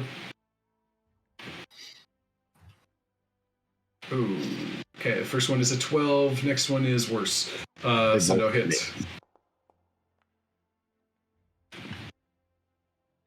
All right, and then Pinky, you are up, and then back to the baddies, and then back to the rest of the team. Alright, gonna take 15 feet up to this guy. Take a hit with my rapier. Okay, you have your short bow out, so in order to then draw I'll it, just you would have to drop just it on drop the ground. Okay. Yep, it's going on the ground for now. Where I left it before. Okay, sounds good. That misses. Oh, so close. 10, yep. Misses by one. Coolio, just gonna go back to where I was. All right, and it's got, it doesn't have any, it used its reaction already, so it doesn't even get an attack of opportunity. I know. All right. Only reason I did that. Okay, That this one didn't work. This one over here, he's gonna fly around, and Eli is just getting swarmed. And this guy's gonna take an advantage attack. Yeah, that's a. I'll use a. That is a 19 I'll use to it. hit. I'll use a luck point. I already know. Okay. Does that take a reaction or anything from you? Nope. It's just a feature. Luck is broken. ridiculous. Luck is broken as balls. I'll take the 10. Wow. Okay, so no That's joy, right. they're all just kind of like pounding on you. Occasionally, one of them gets a lucky hit, but they're not really doing much right now. Okay, Eli, next up is you. Yeah. I have a huge glint in my eye. I'm surrounded by what, 1, 2, 3, 4 of these guys. Yeah, I think it's 4. That's Yeah. 4. Yeah.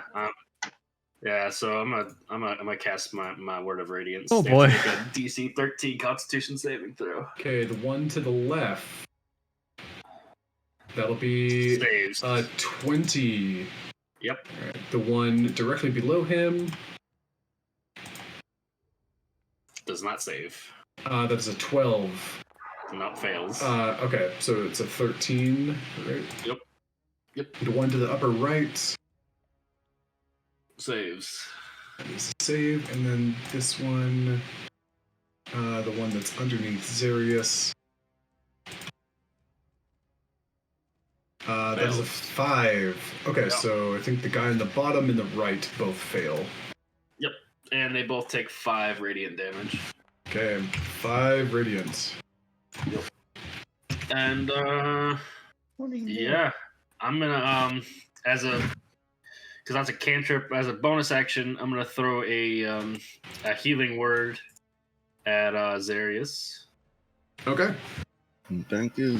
sounds good. Zarius, below you, you see this familiar purplish flash, and then a little beam of that same purplish light come up and hit you, and you regenerate a little bit for 7 damage. 7. There's a little crack in your beak from that punch, and it kind of like resetting a broken nose.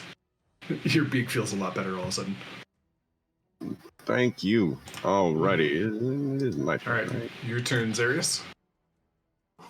Okay, so let's see here. You're currently flanked on the left and the right, kind of at a diagonal. So I'll attack this one first. That one is on the ground. Okay, that one's on the ground. That's what I was confused at. So Yeah, this so one's on the he's- ground. How high is this one up? The one that's directly to your left is 15 feet, and then the one to your right is 20 feet. So they are flanking you, but kind of at a 3-dimensional pose. I'll actually attack that one first. Okay. My spear.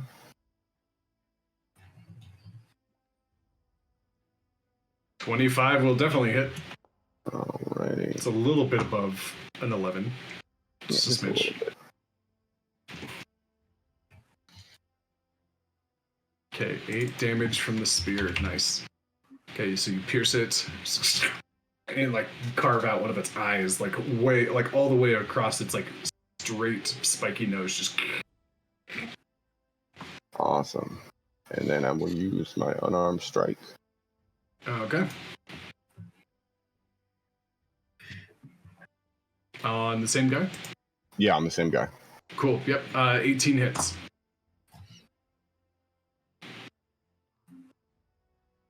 All right, for 7. Okay, you slash him across the belly. Just ah, yeah. Alrighty. And then I will just stay there as my turn.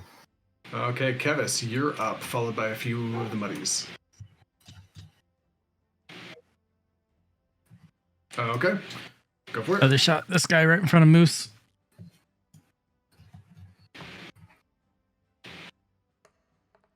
An 8, no joy. Just like sticks into the tree in the distance a little bit further away.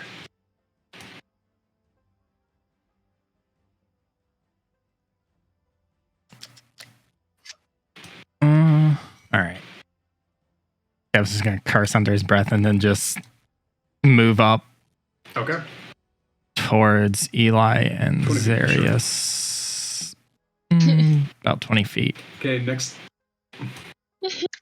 That's what we'll Okay, stay. next up is the one Tired of sitting beneath over here. Zarius. He sees Kevis coming up, and there's a new target that's not quite so hard to hit, maybe. And goes up, and he's gonna take a swing at Kevis. For a 10, no joy.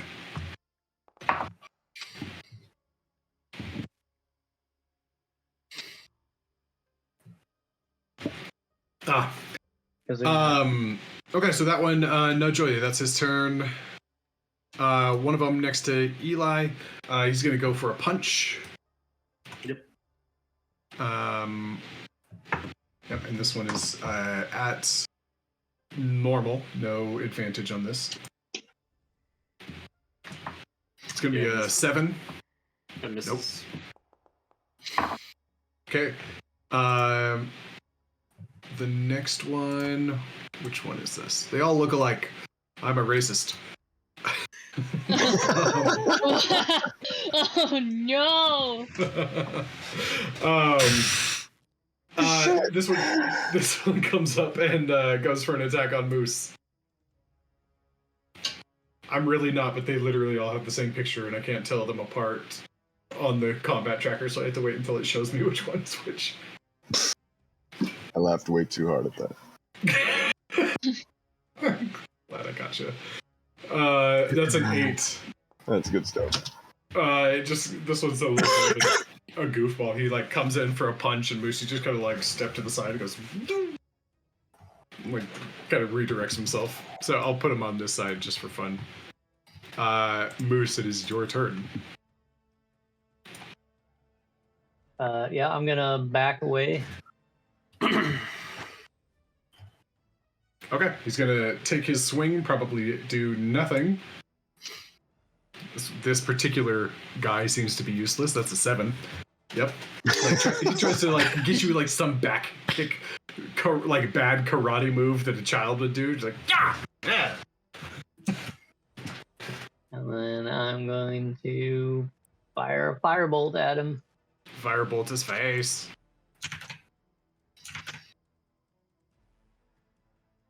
Uh, 10, no joy.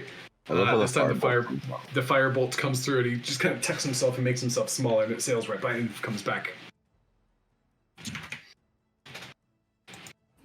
Stupid thing. I'm gonna keep moving over this way. Let's see. 10. Sure. He's gonna go to there. This fight between Moose and this mud thing is reminding me a little bit about Eli's wrestling match with the goblin at the carnival, where like in their minds, they look like a Jackie Chan movie, just like all over the place. But really, it's just like them being goofs, like not being able to touch each other. Very slow. Very slow. Mm-hmm. I still think that was one of my highlights of the entire carnival. Is that like the battle between Eli and the other guy was the difference between a 1 and a 2. Mm-hmm. Okay, Zarius, next guy up top, or next guy is the one to your left. He's gonna go for a punch advantage on you.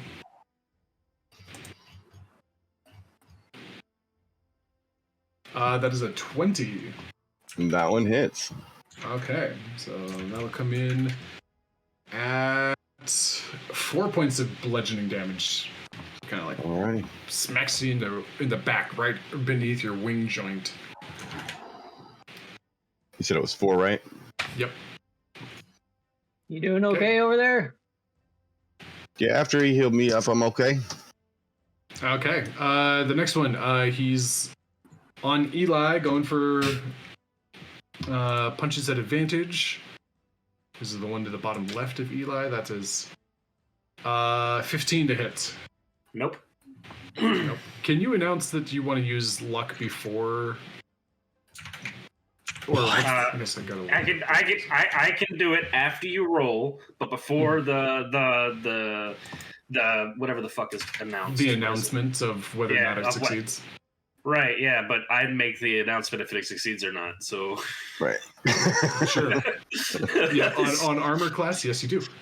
So if it hits me, then I can use it if I need to. Right. Okay, sounds good. But I only have one more, so that's where it gets nerfed, I guess, because it only has 3. The fuck, I think 1 luck point is OP as it is, but I have 3, so Yeah. Oh, I can always use small monsters to burn them out from you. yes, you can. It's a feat. It's always 3. Does that go up anymore, or are you okay, just stuck at 3? Zarius, the guy on your right, his turn. Okay. And I navigated away from my stat block. Nope, no hit. Oh, well, it's at advantage. So the first one is a 6. The second one is way better at a 10. Yeah, neither one of those. Still doesn't hit. Pinky, over to you.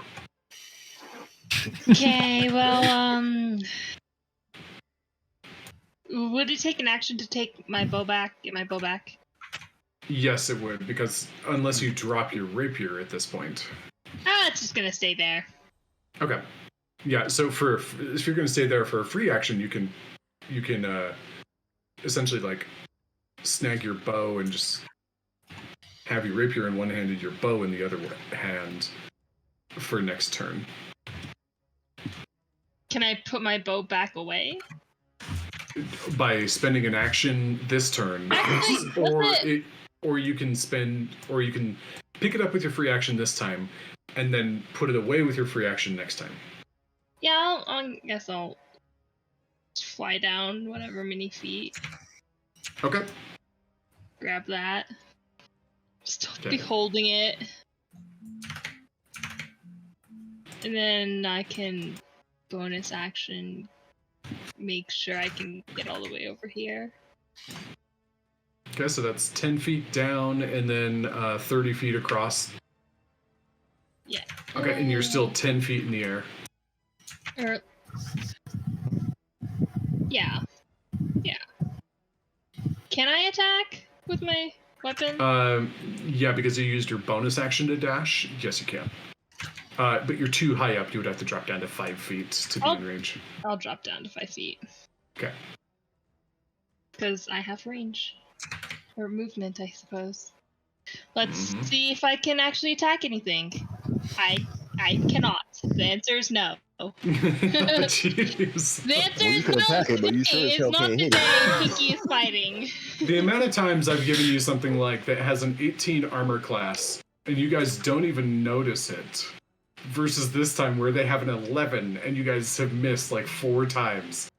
This is a ridiculous amount of karma, which I'm kind of enjoying. Yeah, I'm just like, well, I tried. Yeah, I'm just gonna stay right here. Okay, one of them, the one on the upper right to Eli, he's going for a couple of hits. That's an 11. That is worse. So nothing. Just Nothing. you are like completely swarmed. These things are like buzzing all around you, but it's more like it's like they're so uncoordinated. They're like running into each other and like kind of flailing and like one of them will hit you occasionally, but it's more like just like it doesn't do anything. Like this is bizarre. It's almost more annoying than threatening. Agreed. Okay. Eli, you are up now. Yeah, I'm gonna do something super unpredictable. I'm gonna cast Word of Radiance. What? No way. Make the four fuckers around me make a DC 13 Constitution saving throw. Yep. Okay, guy on the left, that's a 10. Guy on the Fails. bottom. Oh, That's this is gonna be lovely.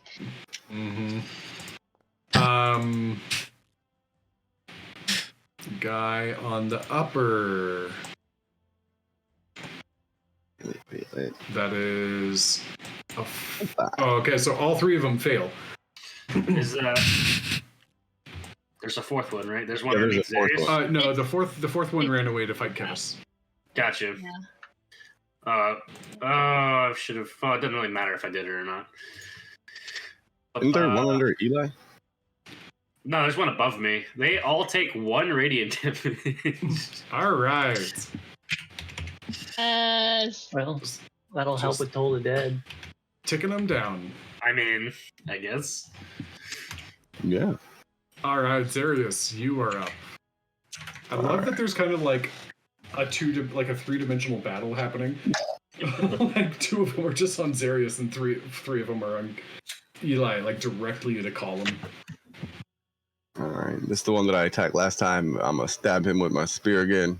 Mm-hmm.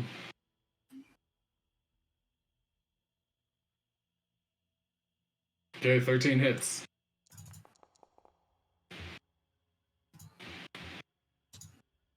What is that? 10 damage? Yep. All right. Do you want to describe your kill? Yeah. This time I'm gonna stab the spear what through looks like his throat, Mm-hmm. and then it's just gonna make like liquid mud just start falling out of it, and then he just falls to the ground. All right, with a little bit of a flourish, like a fling down to get all the extra mud off of your spear too. It's like Zarius doing a cool pose. All right, then I'm gonna turn to this one, and where is he at? Is he on the ground or 15 feet in the air? There's just He's on the ground. The one to your left is 15 feet in the air. the one to my left is 15 feet in the air. Oh. All right, so I'll attack that one. Okay. I'll just move down 5 feet, so unarmed strike. Actually, I'm gonna use flurry of blows. Okay. Cool. What I can do flurry of blows since I haven't attacked him yet. Where are you at? There we go.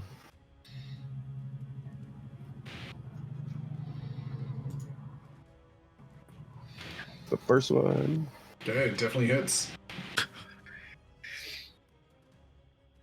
Okay, 7 damage on that guy. Alright, and then for the second one. It doesn't look good in practice, but it sure is pretty good on the field. Great. Yeah, I know, right? He killed a bird. What are you talking about? Didn't look good. It looked great. Man, look great. That poor bird. And then that one hits, and Yeah, that one definitely hits. 6 points of that. Okay, 6 points, just a couple more slashes. It's like he's starting to look like a little bit of a tiger because he's got all these like cuts down him. Anything else for your turn? No, I will actually stay there. Okay. Oh, actually, on the one that you stab with the spear, as you do, it kind of like and like it explodes. And I need you to make a dexterity save for me, please. And dexterity save. All Mhm. right. 1 second here. Where is dexterity? What do these do?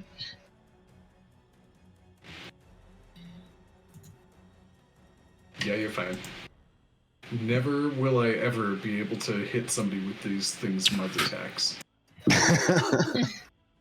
Kevis, you are up.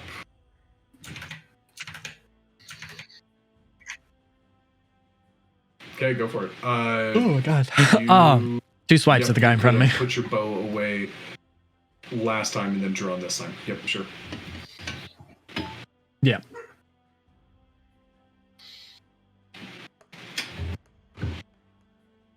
And 22 hits.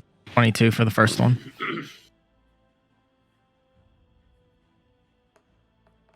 $10 damage. All right. Damage. Sweet. That's your first. Second hit.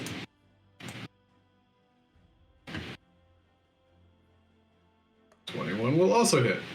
All right, roll that damage. 21. Nice.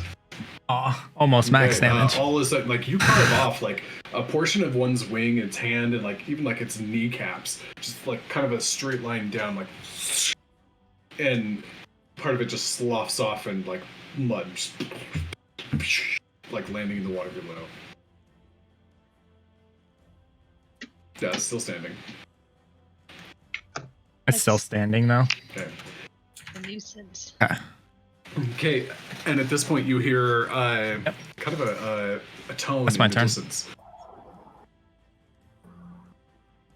Oh. And all of the muddies like turn their head and start running away. This one, starting with the one that you just sliced, Kevis, he's gonna run away and like kind of like make a beeline dive into the mud. You can take an attack of opportunity if you want. And if Okay, his go ahead. misses,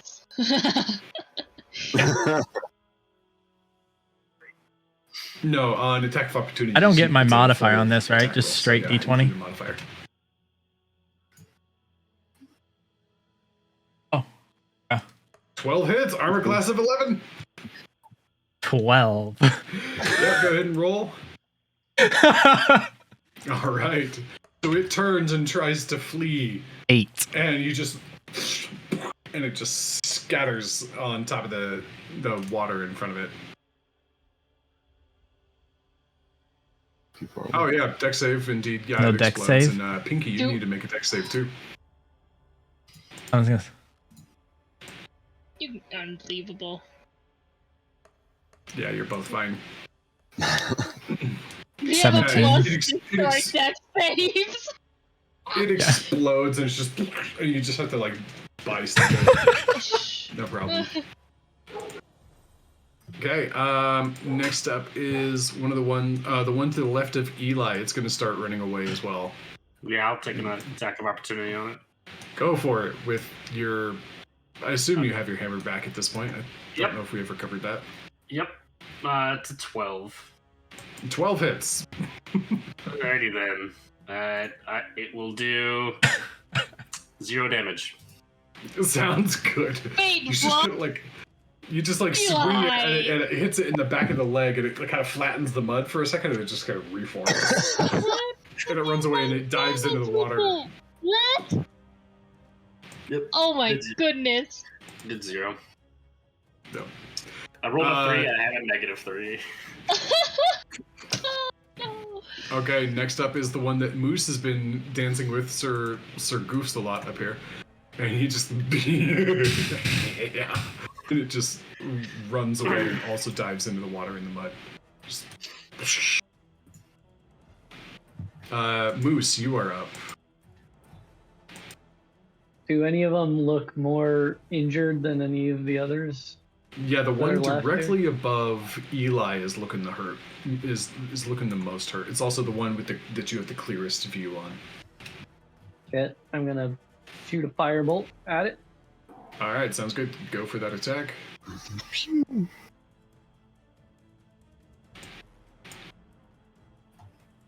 Nice, I saw it that time. 17 hits. Hey, yeah, that was awesome. Fireball. Hits it in the back, square between the wings. Go ahead and roll that damage. Ooh, for a 9. Nice. Okay, it's looking pretty hurt at this point. Starts coughing and like little pieces of dust are like flipping out of its mouth. Okay, next up is the one that you just hit. It's gonna turn around and bolt away.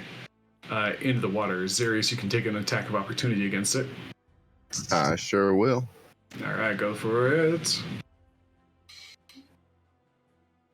For 17, yeah, you hit it. Hopefully I rolled twice, actually. For 10. Counted. I accidentally hit it twice. All right, and this one pops as well, and just explode. And Zarius and Eli, please make dexterity saving throws for me. Oh wow, Eli. Wow. Eli, you see all of this coming down, and it's just like, you take a step to your right, and it all just comes splashing down in a perfect circle around you. Nice. Zarius, you save too. No problem. Woohoo! All right, we're back up at the top. The one to the bottom left of Eli is going to run away. And Eli does not have an attack of opportunity this time. Use the reaction. So he's going to dash off and get out of there. Pinky, it's your turn. Yeah, There's only one left in sight. Things. I have advantage because I'm flanking now. Yeah. With Eli. Mhm. You know what? Maybe this will change things. Thank goodness it does. Yeah, 22 hits. Because the other one was a nat one. Yeah, that's not your favorite. Okay, yeah, go ahead and roll your damage on the rapier. And I have sneak attack. Yes, you do. I do.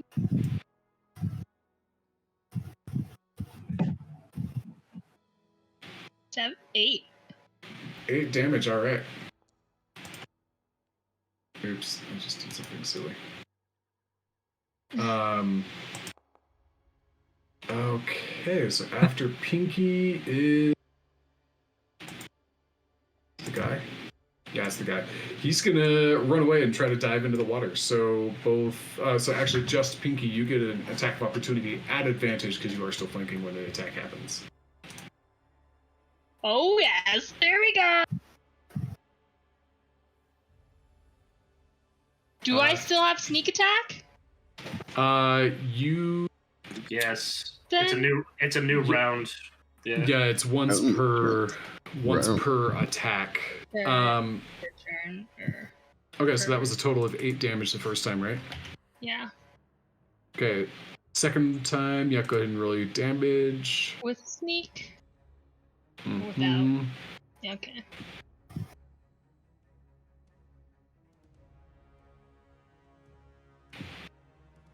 Jeez, 17. Oh, damn. Okay. Christ. That's why rogues are gross.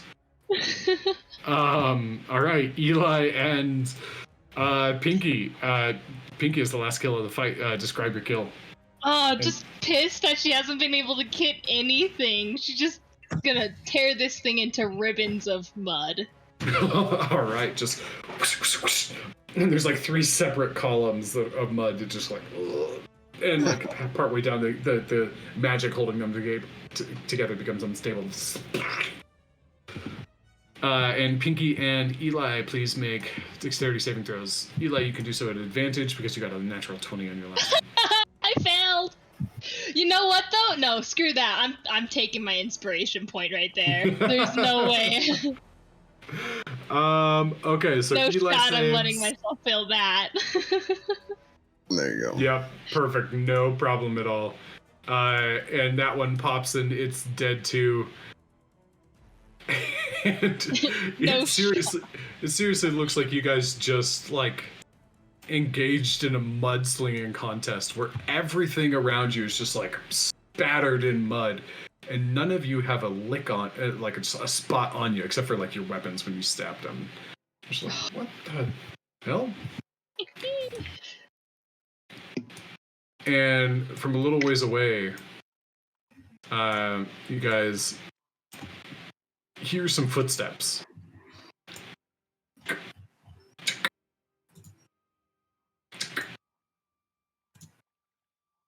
And good?